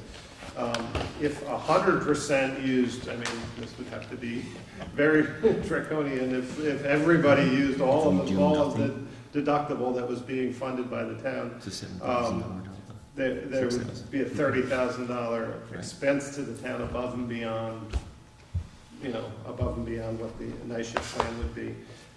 My point to Jeff was, if we stay with what we're doing now, it's already $23,600 more than the night shift plan. So, if you stay with what you're doing now versus funding 100% and just giving everybody the money, you're still within about $6,000 or $7,000 delta that you're gonna be. So Paul, looking at. if we end up at the 50% level in the savings summary, Yep. what's the percentage increase over last year's cost? It would be over last year's cost, or Well, I 20, say current year cost. current year cost. So you're gonna take that, what was it, $460,000 divided by the 546? Is that right, or 500? What's the current cost is that? Current cost is about $500,000 a year. Okay, so So we're saying 460, so you're saving 40,000 over current, over current MVP coverage. correct? We still have to deal with night shift, which is a different segment of this, right? which, Right. so you're looking at an 8%, Decrease. 8% decrease. I like that. That's where Bob, that's a target for you now. Sorry. Bob, you should have left when it was still at 7. So it just cost you 100 basis points just sitting there. You happy? It's gonna work in dollars. 0.9 Another thing that the employees can do, if an employee knows that they're going to have a substantial expense coming in, say they need an elbow replacement, I'll use that as an example, and they know it's going to be very expensive, they know they're going to go over $10,000 a year, we will, I'm not even sure if we have this in place, but we can put a FSA in place, which is a Flexible spending plan. flexible spending account, thank you. So we put a flexible spending account in place, and employees can then designate money out of their paycheck to be put in on a pre-tax basis. And as long as they use that money for qualified medical expenses, they would be able to not have to pay tax on that money. So now Do you need to declare, at what point do you need, can you set up an FSA anytime during the year, or you need to declare it at the beginning of the year? You have to declare it during open enrollment period, and Then do you have to fund it with $1 and wait, or do you? the money comes out on a biweekly basis with your paychecks, but you can use it day one. Now, are you allowed So if you to, had surgery, Yeah, sure. so if you put the $1,250 away and you had surgery on January 2nd, you would have access to that $1,250 on day one, and then you'd have to just pay it. You'd be continuing to pay for that $1,250 as the year went on. And traditionally, the reason that those accounts have always been use it or lose it is to protect the employer. If you don't use that money during the year, you'd lose it at the end of the year. You lose it as income? You would lose You actually lose the money the- that you designate that I'm going to put in $1,250 on a tax deferred basis to come out of my check every 2 weeks. If you don't use that money, it just goes away and the employer keeps it. Oh, The really? reason that the employer keeps it is because some people use the money up and then they quit. So now the employer is out $1,000 because they weren't able to recapture that money that the employee had put aside. So that's why that nobody liked to use it or lose it, but that was really why it was there, is to protect the employer. it's an insurance policy, Yeah. it's for the insurance, Now the law has changed that just this year where you can only put $2,500 away in a flexible spending account is the cap. But you can designate $500 of that, if you do not use it, can carry from year over year, so that you don't lose the entire. So your exposure is $2,000. So on a family who thinks they might have high, or an individual that may have high expenses, it's not a bad idea. Can they also decline future contributions during the year, or are you agreeing to a full year? You're agreeing to a full year, Full year contribution. because you have access to that money at any point during that year. Okay.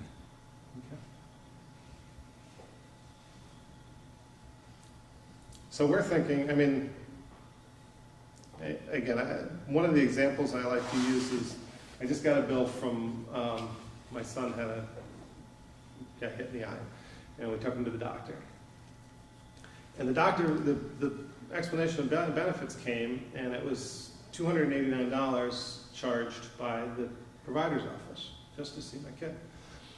The negotiated rate was $65. So the co-payment was $20, so the plan paid $45. On this program, your employees would be, what goes toward the deductible would be the negotiated MVP rate. So in this example, $65 would go against the deductible. Or $65 would be paid. So one office visit could be $65. So if you got $65. So the town would pay the first $65 because they're going to pay the first $37.50. So it would be a lot of office visits to get up to $37.50. So you're saying that the exposure is the negotiated rate, Right. and then who absorbs, in your case, your scenario, your example, the provider's bill was $285, they got $65 total, who paid the difference? Nobody. That's what the provider has agreed to. Okay.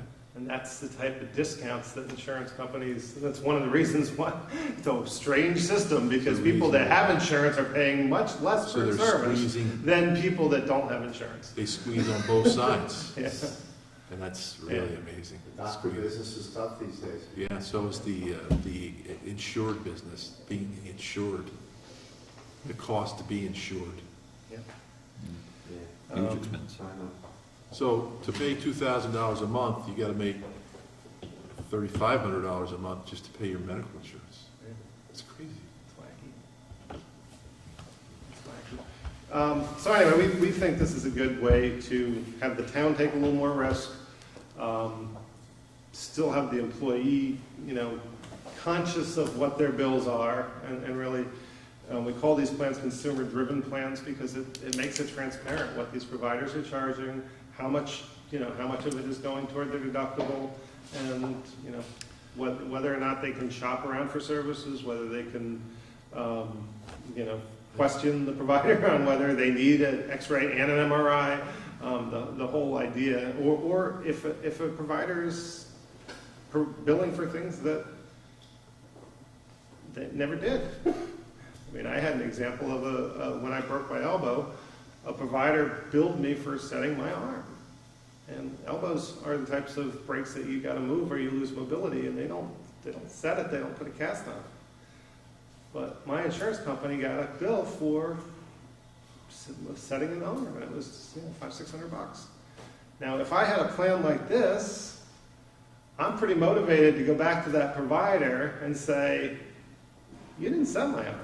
Like, why are you doing that?" And it's not worth $400 to me. I'm going to fight this.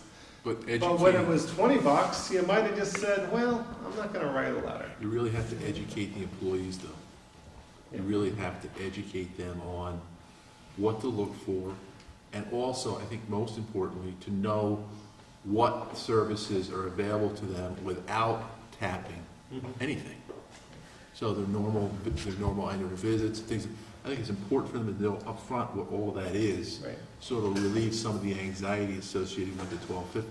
right, right. And also showing them what a discharge paper looks like, Right. showing them what a EOB, when it arrives in the mail, you don't take the EOB and you don't throw it in the garbage, you probably Well, I do. will I say do what you do, you save your The people EOB. that have had MVP the last couple of years, since we've had an HRA in place, have had a mini lesson in this.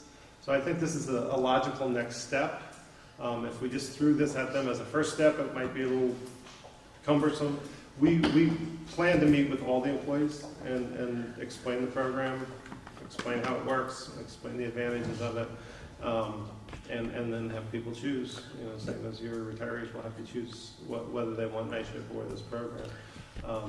But we see a lot of value in the program, and it also helps to keep costs in check for the town.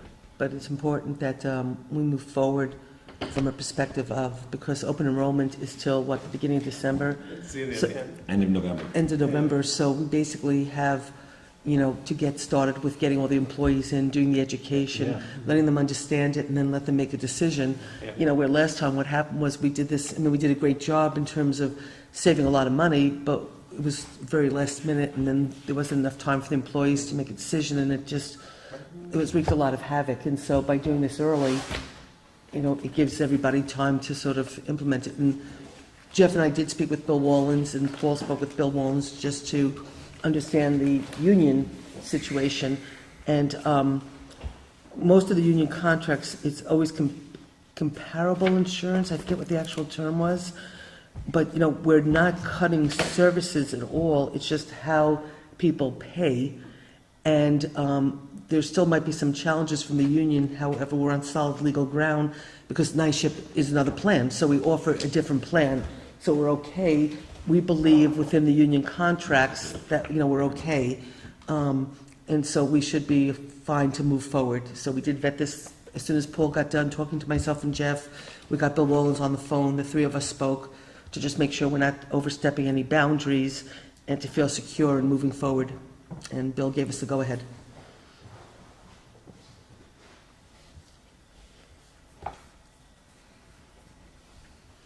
I like 8%.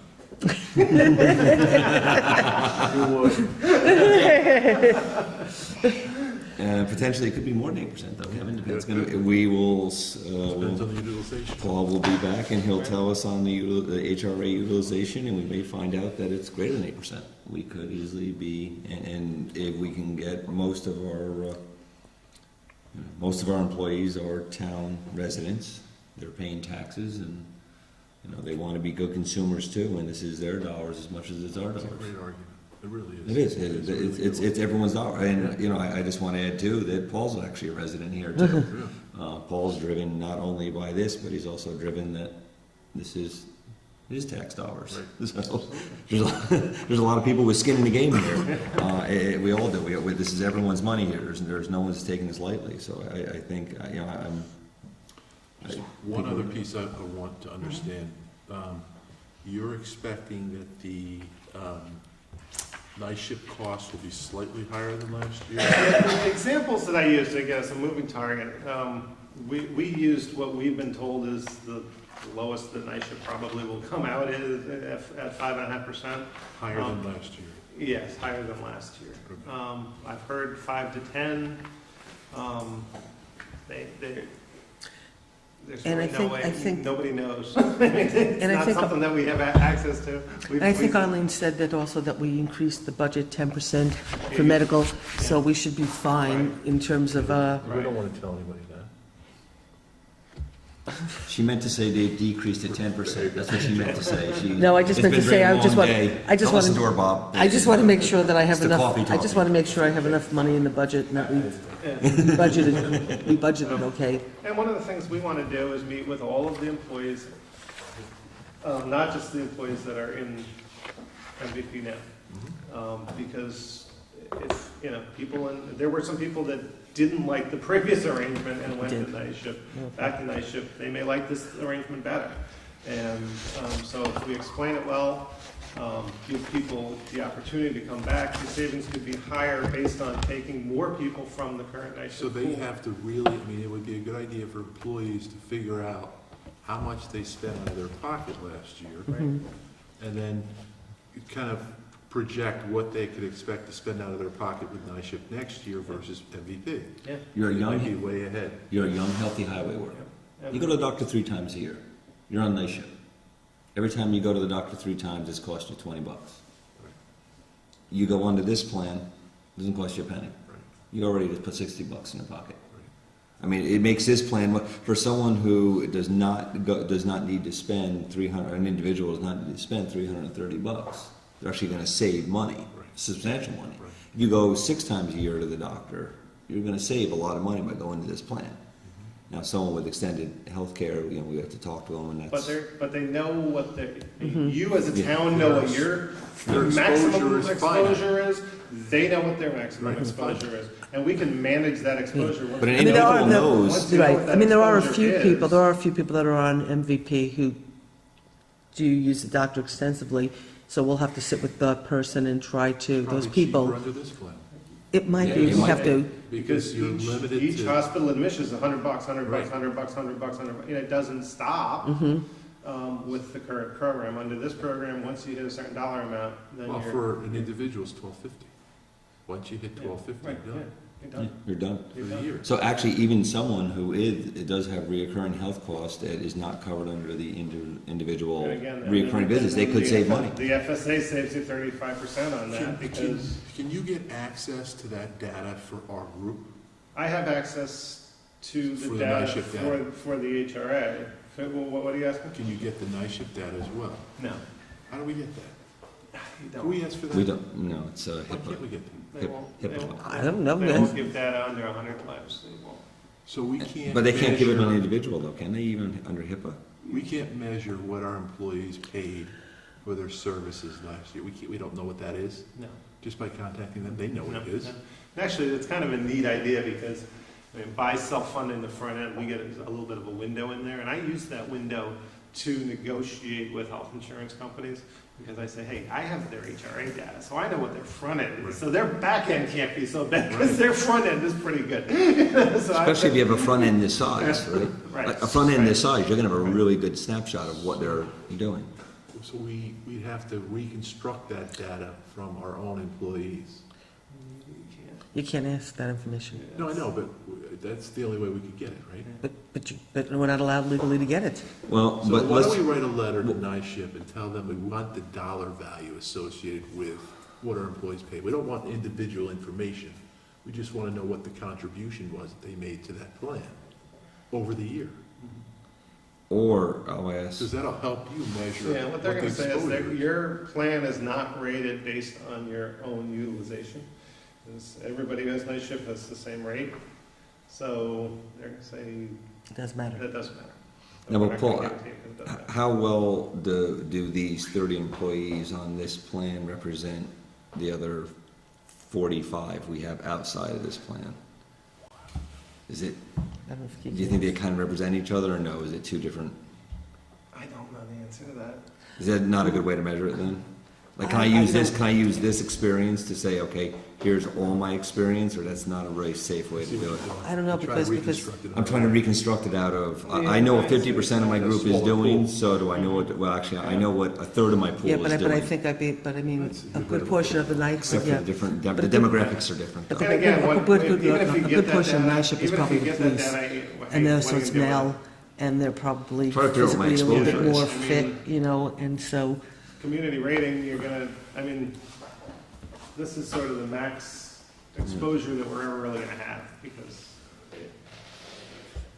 it's the HR. no, I mean, one of the things that we need to talk about, and it's a little beyond this, is, we were talking about this afternoon too, about Obamacare, or the Affordable Care Act, and that what's going to happen down in the future, which really impacts our negotiation for contracts, that I don't think with the police or the Teamsters, we can negotiate more than a year at this point now.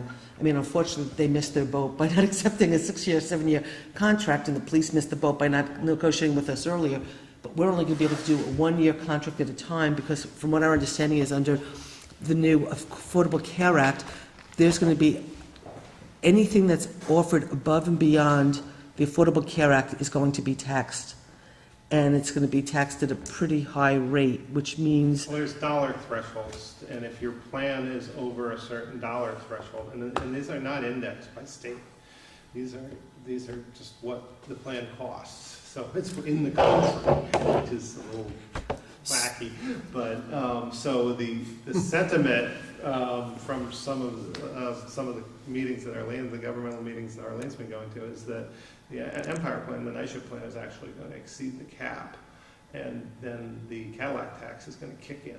For those recipients? For the municipality. Municipality. Offering. So We your will premium you're going to have an additional tax on top of We the will premium that you special pay provision. because you voted for Obama. well, that's the point is that, like, right now, right now, I mean, we can't even get, right now, we don't even have the police in their contract paying any contribution.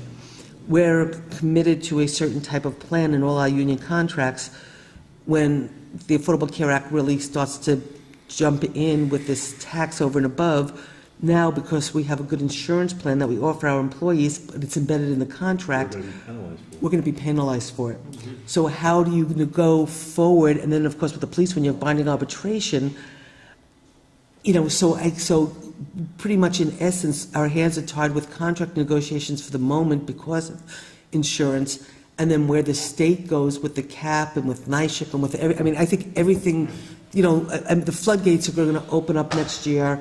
I There's have gonna- to guess that the state's going to So address it. let me The ask you a state is Yeah, gonna they're going to address have to. it. They have no. And the state can make changes to that So- NYSHIP plan without negotiation, So- and then everyone who has negotiated for NYSHIP gets a different benefit package than what they ever. So which signed up actually, for. in a way, before you do so, in a way, in essence, if we have NYSHIP embedded in the police contract, and NYSHIP changes their offering, that's not our fault. That's what NYSHIP offers, and it's embedded in your NYSHIP contract that you doesn't get look like it NYSHIP. did 20 years ago. So Okay, but in other words, so- NYSHIP would do that so they don't become Right. uncompetitive or Right. incompetitive. But I have a question. Okay, so then when we end up being Are you saying okay. that any Except you don't get insurance good insurance. plan that's considered a Cadillac plan would be subject to like a special tax? Yes. And would it matter if you're a municipality or a corporation? How about a school district? Doesn't matter. So the school district would be whacked too. Oh, boy. Yeah. But that's why I think the state, I mean, I'm guessing, but the state has to address it, because the state The state- cannot be giving out their The state who gave us the statewide cap and gave us the, benefit package You expect and this- say, oh, and by the way, our benefit package is now Exceeds subject to the Do you So, think I the mean- additional state- tax. Do you think the state will be able to properly address this issue? Really?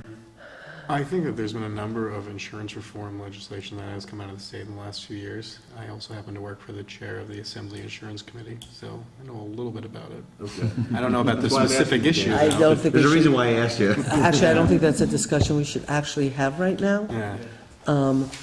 But I'm just saying that, all I'm just saying is what we're looking at now is this year, 2015. What we're going to be sitting and talking about next year might be a whole new ball of wax. And so therefore, when it comes back to the negotiating team, in terms of negotiating contracts, at this point, I don't see how we can do anything more than just a one-year contract. I mean, we owe for past, for the past years, but, so we do one contract for 2015, but that's as far as we can go. We For can't, many years now, we can't because negotiate. it's been so volatile in just an upward direction. You really, back when I first started, 26 years ago, there were a couple, 50 plus, groups in your size band, they could negotiate a second-year rate cap guarantee. We don't hear of second-year, two-year rate cap guarantees in health insurance anymore. So it's to Susan's point, you really don't know what you're going to be dealing with 1 year over the next. We take it a year at a time. And so this year, we feel that the high deductible plan with aggressive funding by the town for the front end of the deductible is the best way for the town to proceed.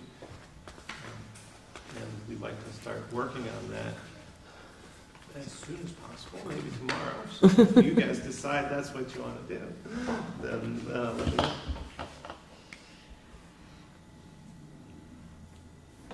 I'm good with that.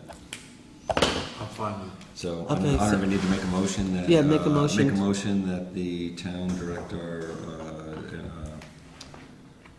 I apologize, Stroh, it's been too long of a day. It's a long day. That the supervisor sign an agreement with Mid-Hudson VIP to use the MVP HDHP plan, the high deductible high plan, for the 2015 calendar year, and to start preparing documents to present to our employees as soon as possible prior to the open enrollment. We want to add the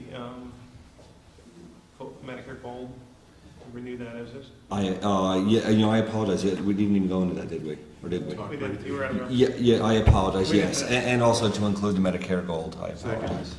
Okay, any discussion? All in favor? Aye. Okay, motion so carried. Why don't we also just, you want to touch really quickly on the dental or? What we're waiting We for wanna- actually on the dental. We're waiting and for on her the- for. Yeah. Okay, so we actually, won't, we're we waiting. can wait on that Worst because case we're waiting. scenario on the dental, I'll touch real quickly on it. It was 3%, we got competitive bids.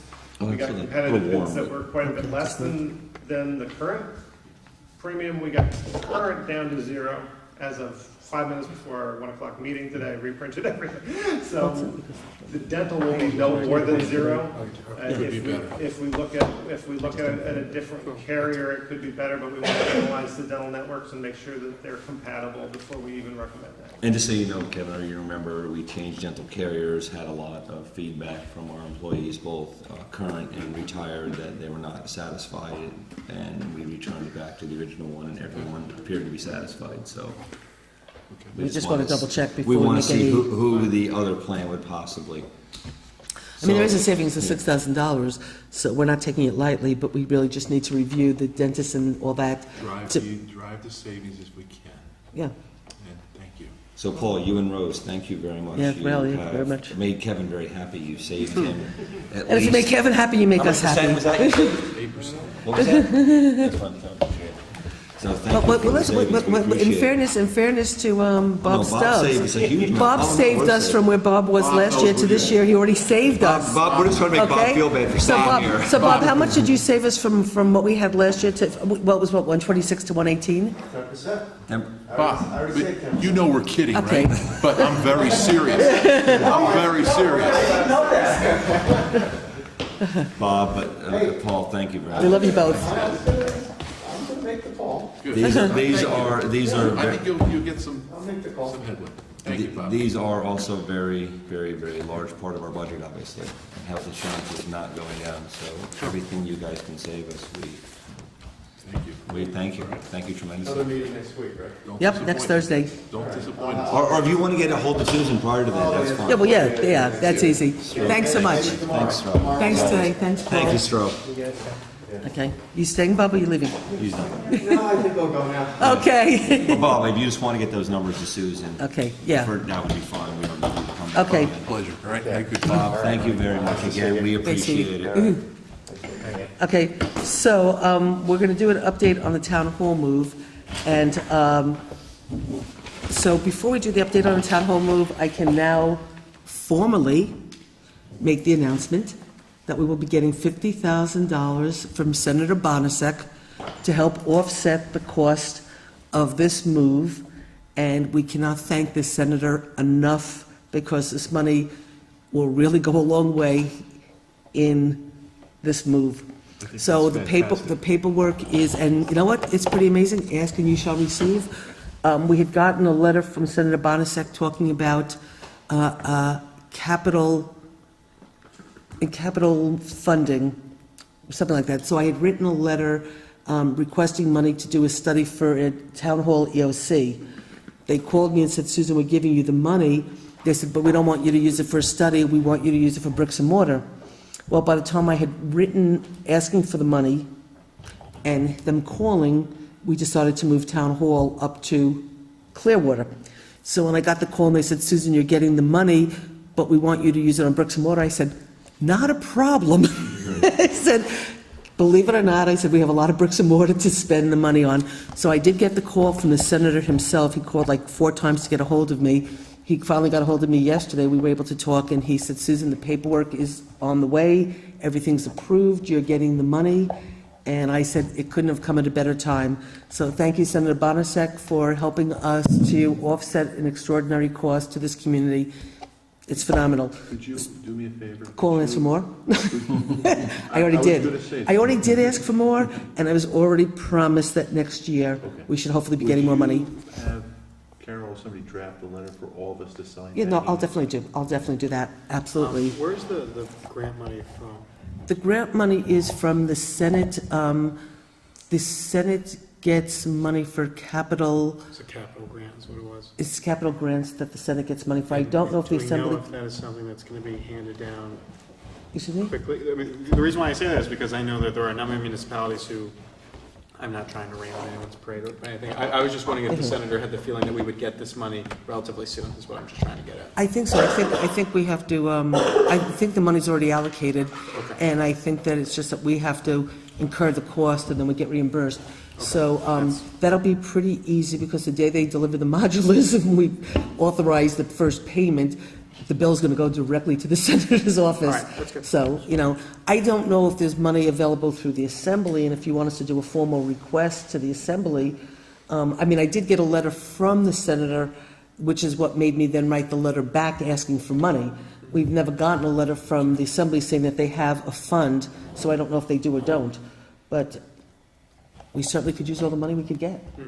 So I don't know if there's a way you want us to handle something through the Assembly. If we wanted to ask our assembly member, we certainly could do that. The reason why I'd asked is because I know there are municipalities who had some problems getting capital grants, so and I think it's depending on where the money, what the money was used for. So I was just wondering if the senator gave you any feedback. He basically said that he didn't want it used for studies, that he wanted it used for bricks and mortar. He knows we're specifically using it for the modulars and to pay for the cost of the modulars. And when he called me back and said, Susan, the paperwork is already done and it's being sent to you, for your modulars. So we're very clear about what the money's being used for.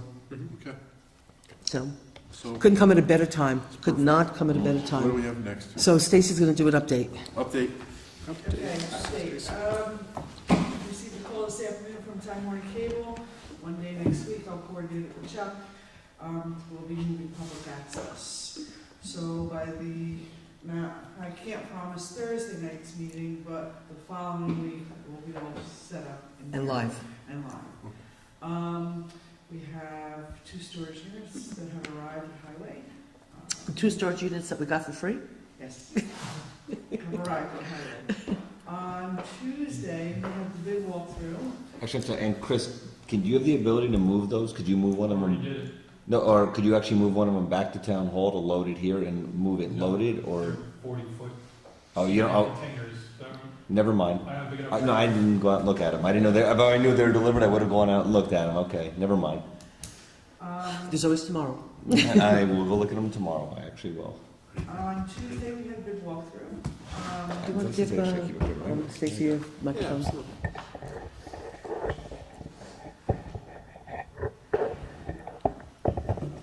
So on Tuesday, we had a big walkthrough.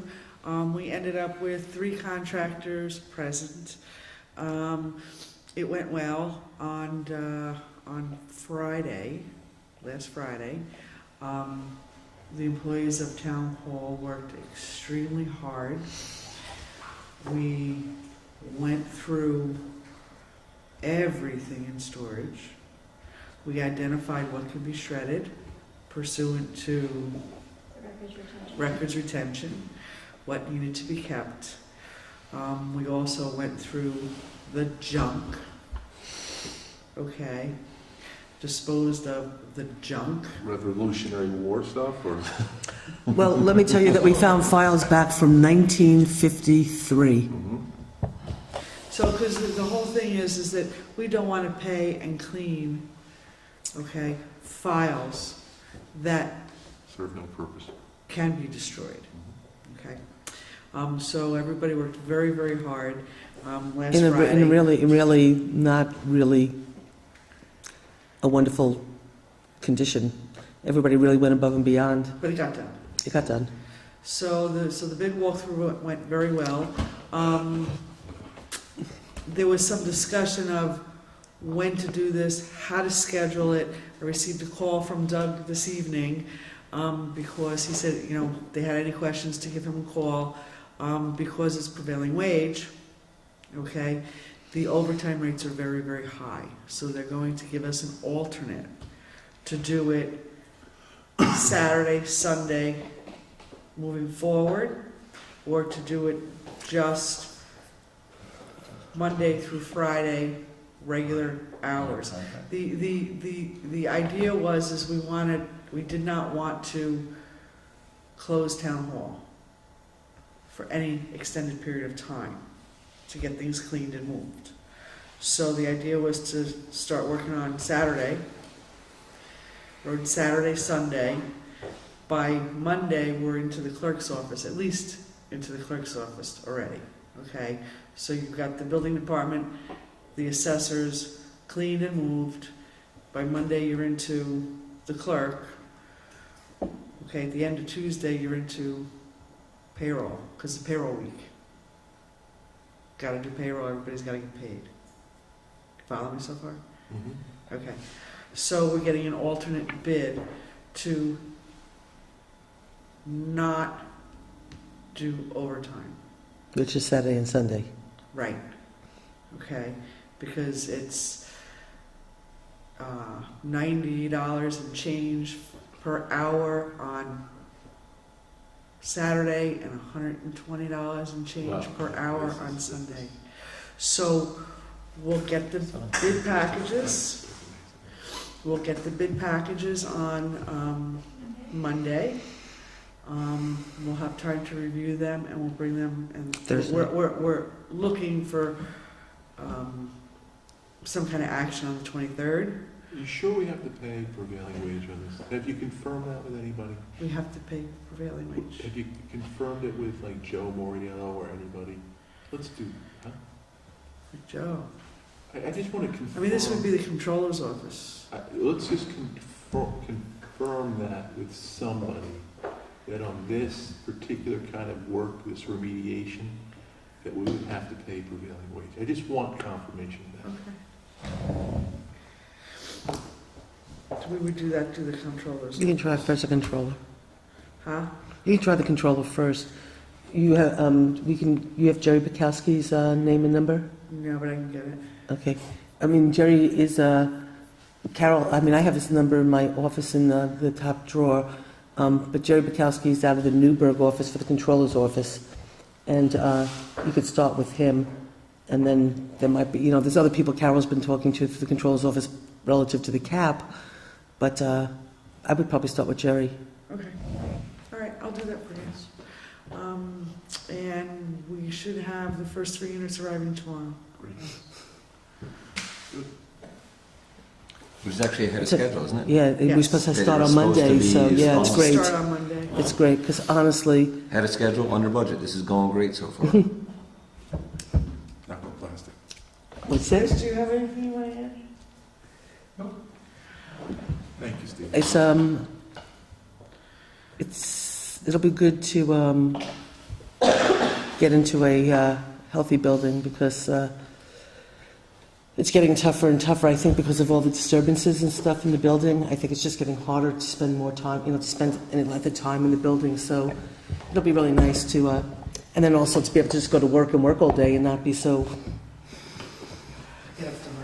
It's really hard, So, and again, everybody's been. I say this over and over again, but it has to be said over and over again. The employees in town hall are just extraordinary, and the dedication to this town is just extraordinary.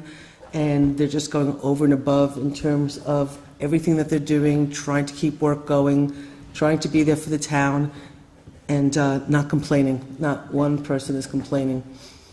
Well, maybe we grumble a little bit, but it's to ourselves. And Stacy, you're just like, my God, you signed up for a job that you probably didn't have any idea of how really hard this was going to be. I used to do for a living, so. Oh, okay, so you knew. I do know how hard Oh, so it you- is. For me, it's just very hard to do it and do my normal Yeah. job. Well, why don't you just tell really quickly about how many building permits and how... Now, we can talk about that when I do my budget. Okay, so that's where we're at with that, Stacy. Thanks. Let's just get a couple of things done, and then we can figure out if we're going to do the budget or just we'll wait till next week. If you remember on the Cusano property, they wanted annexation, and we what? I remember. Yes. Okay. So we had said that they could have until October, actually October, whatever the date was. The 23rd will be too late, which is the next meeting. So we have to take action tonight. They did request an extension, and we're fine with giving them an extension. And so we did grant them an extension. So this is an additional extension. So in the minutes, we granted them an extension until, say, October 15th or something like that. And so what I would like to do, we have the budget to go through all throughout November. We have the move that we're going to be really busy with. We just don't really have time to focus on this. So what I'd like to do is give them an extension until January or February of next year. So Pick a date. why don't we pick the third week of February, which is our workshop meeting? Okay. So I don't know what that date is, I but can find out from my new book. okay. Why don't you do that? February what? Yes, the third Thursday of February. Third Thursday is the 19th. Okay, so February 19th. So can I have a motion to extend the review of annexation for the Cusano property till February 19th? So moved. Second. All in favor? Aye. Motion's carried. Okay. Rosanna, would you be able to get in touch with them, or do you want Carol to get in touch with them? I don't know how to get in touch. Okay. Just if you could because I won't be in tomorrow, but if you can let Carol just know tomorrow afternoon that we extended them till the 19th? Okay. While we're doing meetings too, for Thursday the 23rd, we had a public hearing at 7:15 for the rental law. We do? We will not have that prepared, just due to Kevin and Jeff, to speak about myself in the third person. I have not been able to spend the time with Stacy as needed. Well, Stacy hasn't had the time to do it, so do we need to make a motion to? Push that to February. Yeah. Okay. There's no way that, I Okay. don't believe Stacy, the attorney, myself, and Okay, Kevin would so be can we, prepared. can we just make a motion to move the, it's a public hearing? Continuation of the public hearing, right? Yeah. Okay, so I'll make a motion to move the continuation of the public hearing from October 23rd to February 23rd at 7:15. Are we allowed to extend things out that far? Sure. On a proposed law, it's a proposed law. We haven't, We're not taking action on it, it's just, this is just public hearing, That's February 23rd is a Monday. so. oh, it is? So then what's the date for the Thursday? What, the last Thursday? Oh, February 19th? Well, the last Thursday is the 26th. No, the third Thursday. Third Thursday is the 19th. 19th, okay, the February 19th, 7:15. So moved. Okay, and I have a second. All in favor? Okay, motion so carried. And while we're discussing meetings, just, what was Well, that? why don't we jump- Well, yeah. Rosanna was not there though, but just so everyone knows, Wednesday, the 22nd, we have a joint meeting with the village, and it will be to discuss the potential selection of a joint master plan Consultant. consultant. Consultant, and it's at 6 o'clock, right? 6 o'clock? Yeah, the 22nd at The 6. 22nd at Village Hall. The meeting will not exceed 1 hour and 30 minutes. Knock on wood there. No, they have a 7:30 meeting. They have a meeting that night, so it will not exceed, and I will not let the village residents, Except for the fact that I have to say that I do think, though, before we pick a consultant, well, I was going to include, it was Yeah. also going to include, besides this discussion of the consultants, it was also going to include a discussion of The the steering committee. forming of steering committees. So. and I think it's really, really, really, really critically important that, at least from my perspective, and I did talk to Sally last night, so she didn't necessarily disagree with me. You know, a lot of times what happens is the village picks people, and then we pick people. But you know what? Sometimes the village might pick people that the town might not be happy with, and the town could pick people the village are not happy with. And so I think it's really critically important that all 10 board members agree on the composition of the committee and the people that are sitting on that committee, because when all is said and done, we want to have a plan. If we're going to put in $150,000 between the two governments, we want a plan that we can adopt. And one of the most important things is going to be the trust of the steering committee. And if we can't trust the people on the steering committee, some of us are not going to trust the outcome. And the last thing we want to happen is what happened with the last master plan prior to our administration coming in, was $75,000 spent on a master plan that never got adopted. And so I just think, from my perspective, you know, there are certain people that, I think there's a way you can do this, and it just pops in my head now. You could run it like the state has proposed doing the redistricting plan, and I don't like to use New York State as a model for good governance. also the redistricting plan, because a lot of us are going to be voting no on, I'm not saying, no, and I agree, and by the way, I have no problem saying I will be voting no on the plan. yes, But this is on the I- redistricting plan. but- It's a change to the Constitution. Yeah. It's an absolute change to the Constitution relative to redistricting, putting into the Constitution the political partisan power for redistricting. Yeah. So everybody needs to vote no. But anyway, go ahead. And I will be joining those people. But the aspect of it that I do like is the notion that when the legislator does select people, and that's the biggest problem there, is that they have to be agreed upon or they all get thrown out. We could ask for us to do a similar thing when we choose the steering committee, is that as a collective group, if we cannot agree on a group, a body, we throw everyone out and start over. And that way you have to build a consensus or it goes nowhere. And the state does that successfully? The state is looking to do that. Ulster County also did it during their redistricting plan as Did it well. work? Yeah. It did, well, they got the redistricting and. They do, yeah. I mean, I will say, because this is not the first time Ulster County's been brought up as a example, and I was a legislator at the time the Sure, yep. redistricting was happening, and they did have a very good committee, steering committee, very, very, very good people, but for anybody to believe that they were not influenced by political influence of certain legislators is fooling themselves. I was at those Sure. meetings, And I'm not saying it was a perfect system or that it's 100% relevant, but rather the structure for selecting people, I Yes. think, could be a good model for us as we go forward. Yeah, I mean, but you do agree that we should all collectively, one of the biggest things that one of the consultants said last night was you really have to have trust. And I think we've gone through a couple of processes, whether it was consolidation, very, very, very contentious. I just think that there were people that were on certain committees, you know, there were people that were on Kevin's committee just to purposely undermine Kevin and the work his committee did.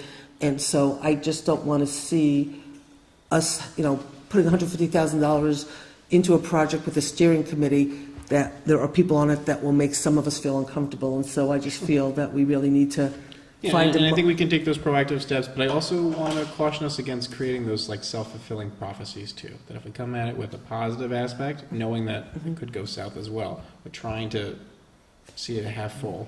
oh, no, Make it I work think, out. I Yeah. absolutely agree. I mean, all I'm just saying is that if we all agree on the people, then, you know, that I think it will move forward in a, you know, way of a trust. It's just in the past, what happens is the village picks their people. Yep. So say we have 10 people, so they pick their 5, we pick our 5. That's the process that I don't want to see happen, because that's the process that I don't trust.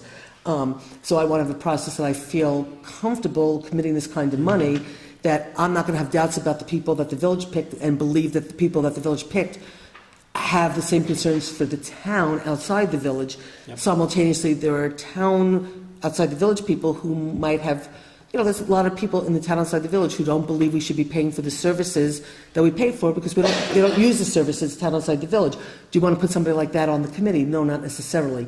So all I'm just saying is I want to have people on the committee who look at the community from a holistic perspective, who support the community and don't see divisions between the village and the town. They see a community, and we're trying to build a community master plan. And so I just want 10, 12, however many people we pick, that we could look at every person and say, we believe that person, has no prejudice that they're bringing to the table. And then we could sort of just move forward in a real positive way. That's what I just want to see happen. Awesome.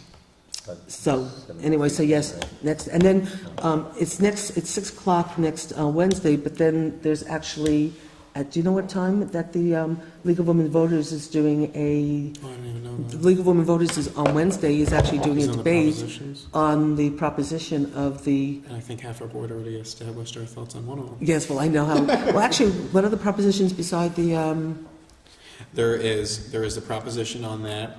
There is a proposition to allow for the state legislator to use electronic devices in receiving bills. And the third proposition is on. Oh, it's a school bond. It's to allocate. I think it's maybe $2 billion. It's a large amount of money. I think it'll be one of the largest propositions. Whiteboards and things like that. Yeah, schools. for high-tech electronic devices for school districts. okay. It's a bond vote. Okay, so, I think the our se- district will have about $1.7 million allocated to it for that. Wow. I think that's what I saw online I don't when I even was know. doing my research.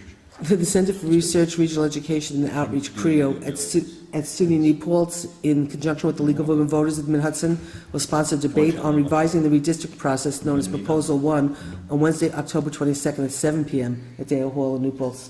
Okay. So I was a little disappointed when I realized after we scheduled the meeting last night. And one last point I wouldn't mind making about it. When I was on the school board, we passed a resolution that I wrote against the original redistricting plan in 2010, because I don't know if people are even aware of this. I'm pretty sure that the New Paltz School District is the only school district in the entire state of New York who is represented by 4 state senators, which I don't think is conducive to advocacy.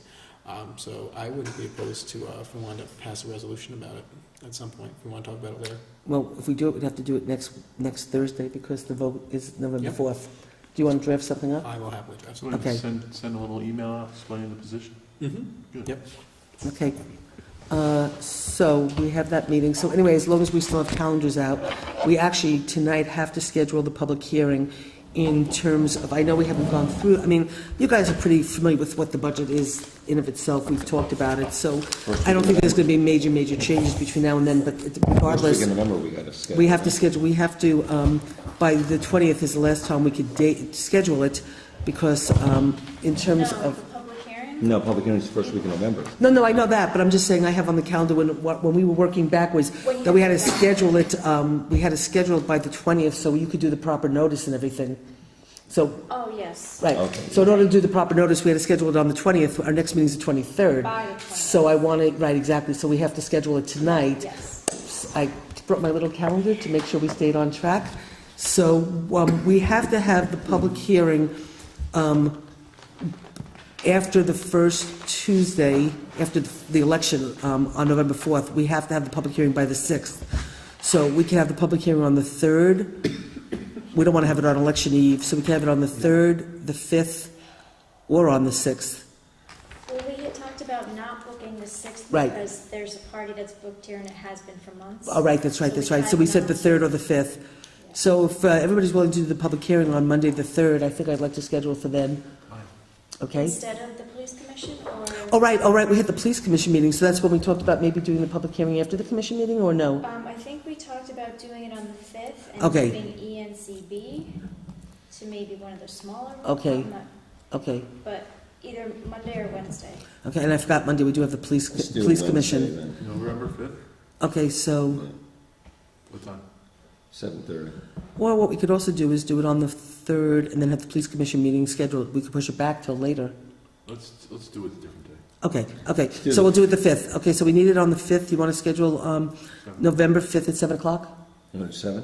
or 7:30? No, I'm good at 7. If you want to do 7. Oh, can you? Yeah, I can do 7. Okay, okay, so I have a motion to schedule the public hearing November 5th at 7 o'clock. So moved. for the purposes of the budget? Second. Okay, all in favor? Okay, motion so carried. Okay, so, okay, we have this Justice Court grant that we just got, and the holiday flags.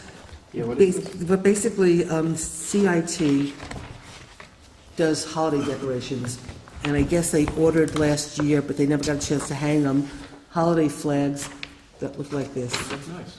okay? Oh, nice. Okay, It's a banner, It's- it's not a flag. it's a banner, Please use the right term. okay, sorry, Okay. it just says flags on my, It makes a difference, okay. because flags are not necessarily allowed within the town and or village, Mm-hmm. so. But banners are, Those are banners, and they're holiday decorations as well, yes, so they're banners. Yay, Okay. banners. so we're okay with doing these, okay. In the town. In the town, okay, so we don't have to do it by motion because they're allowed? Because originally I thought, originally we thought we didn't know. By motion anyway. Okay, so I would like to have I will move that we, Well, who's hanging them on the Central Hudson pole? Chris, Well, and then who's providing the hardware to hang them on the central? It's already there. CIT bought the banners.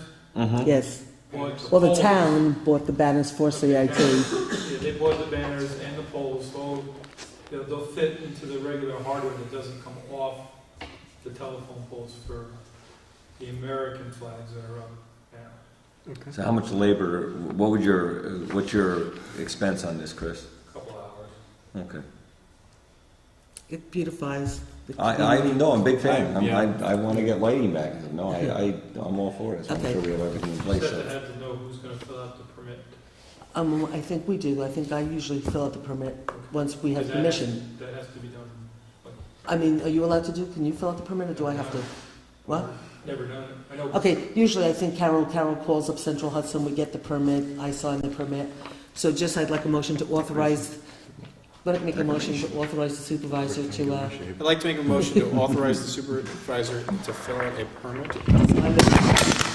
sign the permit Please calm authorizing. down, Jeff. Just to sign the permit authorizing the hanging of holiday banners in the town. That motion is what I Okay, and I will second it. Made his hair. Any discussion? All in favor? Aye. Motion so carried. Thank you. Okay, there's a, Thank you very much for your assistance. Laura, thank you. Okay. Can't trust me on microphones. Did that probably sounded great. There's a grant that the Justice Thank you. Court, Thank you. brought to our attention today, so it's very last minute, but it's a grant through the Justice Court Assistant Program grant application, and I guess that you could apply for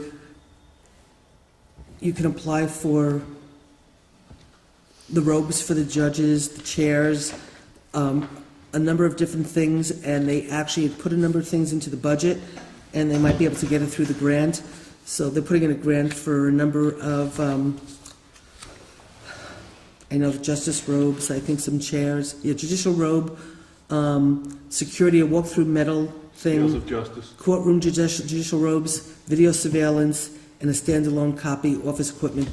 So they're putting in for 14, 15, 16, 17, about $18,000 worth of stuff. How much do those So- robes cost? $600 a robe, Really? That's a lot Or for a piece of fabric. or Nice. $300 because they're putting in for for two. What goes in it? I think we need to go into the robe business, guys. Yes, seriously.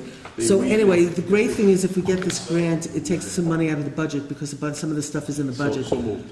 Second. All in favor? Aye. Motion so carried. Okay, so the only thing we have left other than starting to go through the budget, if we want. Only thing left if we want to go through the budget, but we do have some, We have a warrant also. we have some budget modifications and some minutes to approve. So let's get those done first, and then we can decide if we want to do the budget, any of the budget stuff, we'll wait till next week. Warrant too, right? Yeah, okay, so Arlene asked so we can close out 2013. There was a budget modification that was made, I was on vacation when you guys made it, but there was, money was moved out of accounts payable, to cover some other costs, and you can't really take money out of accounts payable. So Arlene asked us to amend the 2013 budget as of July 24th, 2014, to remove the allocation for accounts payable, account number A600 on 600, it's A-600-000-00.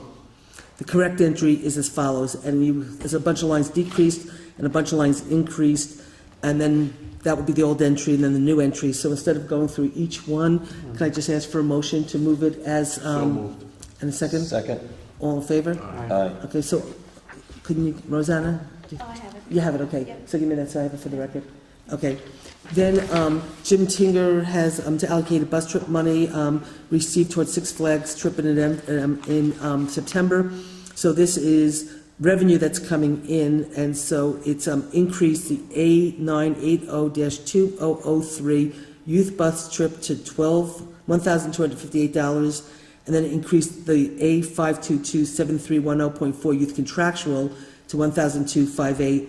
So we're taking the money in and we're putting the money and expending it in its proper places. So I'd like a motion. So moved. Second? Second. All in favor? Aye. Motion so carried. Okay, Chris Marks wants us to allocate funds per the 9/11/14 minutes for construction of the town hall pad.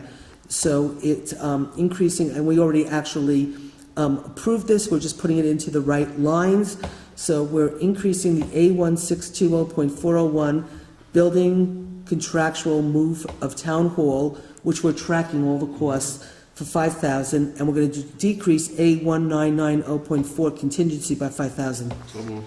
Do I have a second? Second. All in favor? Aye. Motion's carried. Now, again, we already authorized this. This is just putting the money in its proper place for bookkeeping purposes.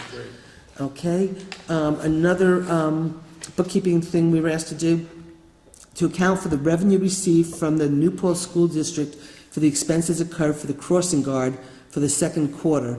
So we're increasing A3124.4 by $1,122, and then we're increasing the revenue line of A980-2389.0 for home and other government revenues of 1122. So moved. Do I have a second? Second. All in favor? Aye. Okay, so that's the budget modifications. You want to do the warrant? Warrant.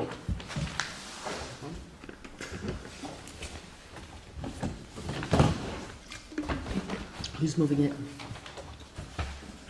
Yes. Did Daniel? Well, I did it, so is it all right if I? Yes, then you should move it. All right, then I'd like to move the warrant. Say the, for the actual, do you have the warrant in front of you? I don't actually have a warrant. Okay. You want to hand this one or? Oh, it's underneath your. Here, Or here from Dan? so you're gonna move it for that amount of money? For $424,522.41. Do I have a second? Second. All in favor? Aye. Motion so carried. Okay, and why don't we just do the minutes really quickly, and then we can decide how we want to handle the budget. So we had, what was the one I just gave you, Rosanna? You just gave me September 4th. Okay, is everybody ready to move the September 4th minutes? That was a joint town village meeting where we discussed the comprehensive master plan. So I'll move the September 4th minutes. Do I have a second? Second. Any discussion? All in favor? Aye. Motion so carried. I'll move the September 11th minutes. That's where we talked about renting of the modular town hall. Do I have a second? Second. All in favor? Aye. Discussion? No, we voted in Motion so favor. carried. So, Okay, so that's all we have, and then we were going to start to go over the budget. Up to you guys. It's late, I don't really feel great. What I would suggest, if it's okay with everybody, Carol made you all copies of what you have in front of you, a very comprehensive book that has the budget in every worksheet that basically comprises every line in the budget. Some of it's a little hard to read when you get to the highway department.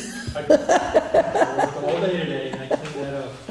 Okay, but what's in here is the old copies, but if you have the new copies and you want to get them to us, but pretty much it's self-explanatory in of itself.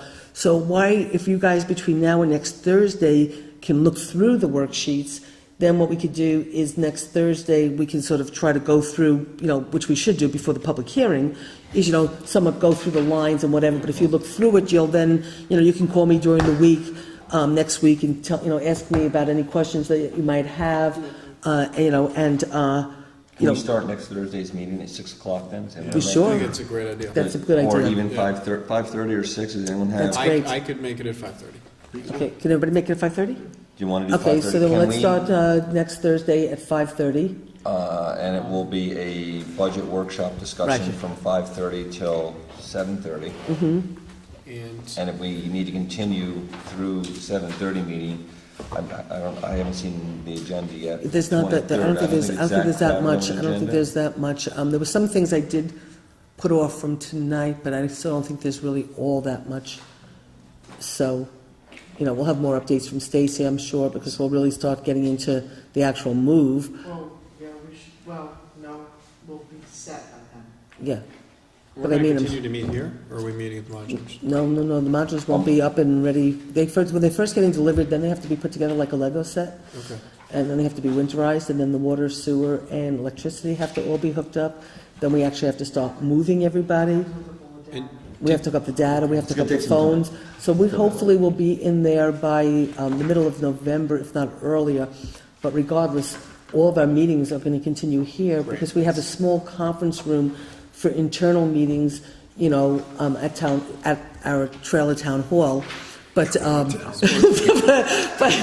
we call it temporary town hall? You don't like trailer parks at all? I have nothing against trailer parks whatsoever, but I think temporary town hall. would be temporary better. town hall, but all of our meetings until we actually locate into a permanent site will be here.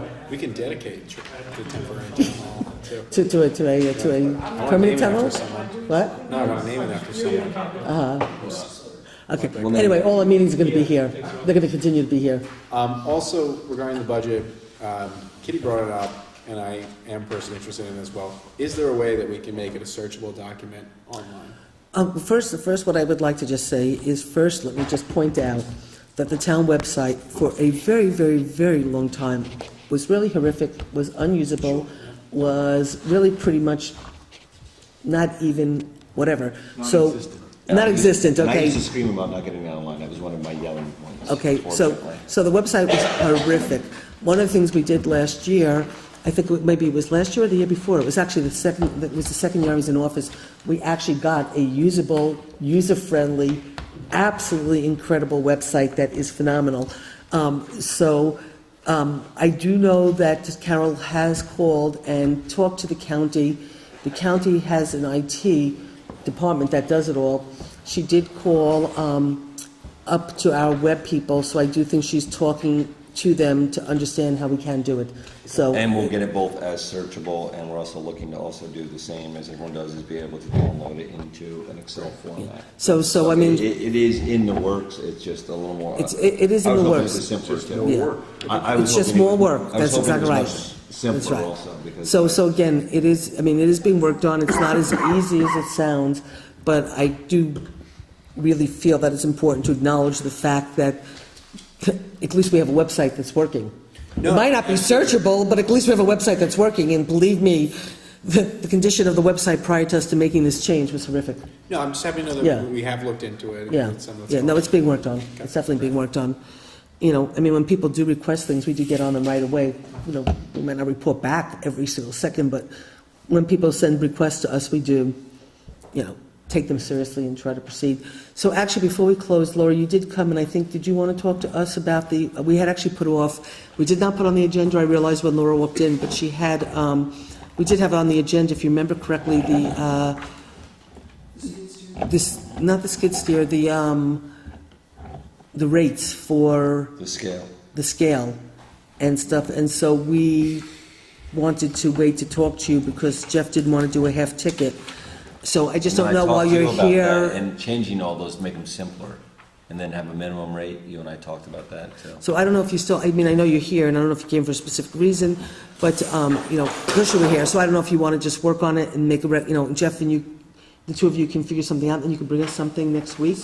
Or is there something? We already use a half a ticket, Mhm. so that's something that we do for the smaller bags, but I reached out to Jean and haven't heard back. She hasn't been well. Yeah, I see it could be simplified because I overcomplicate, it's just the way my brain works, but we also would like to use coupons as much as we can rather than have, do like they do in Hurley, they also take cash in Hurley, and have people pay 25 cents or 50 cents and write up a ticket every time.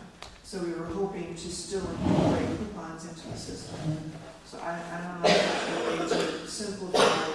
And we can't get the scale in until we get our prices posted. They won't calibrate it and they won't certify it for us. Are you willing, So Jeff, then to try to figure out? Mhm. So Jeff, and you will meet a separate time and then bring back a recommendation maybe by next week so we can get it going. And then in terms of the skid steer, that's the one that you wanted to buy next year, right? That Laura put a skid steer into her budget for next year. And because she saved $10,000 on a piece of equipment this year, I said to Laura, and I think, I said to Laura, go out and buy it this year, so it comes out of this year's budget, so we didn't have to put it in next year's budget. So I don't know if you've, it was, I'm still looking, all we came up with so far was a track loader. They have one at Montano's. It's 18,000, it's got 3,600 miles or hours on it. I don't know about a track loader for us. I talked to somebody at the RRA in ops, and he recommends foam-filled tires.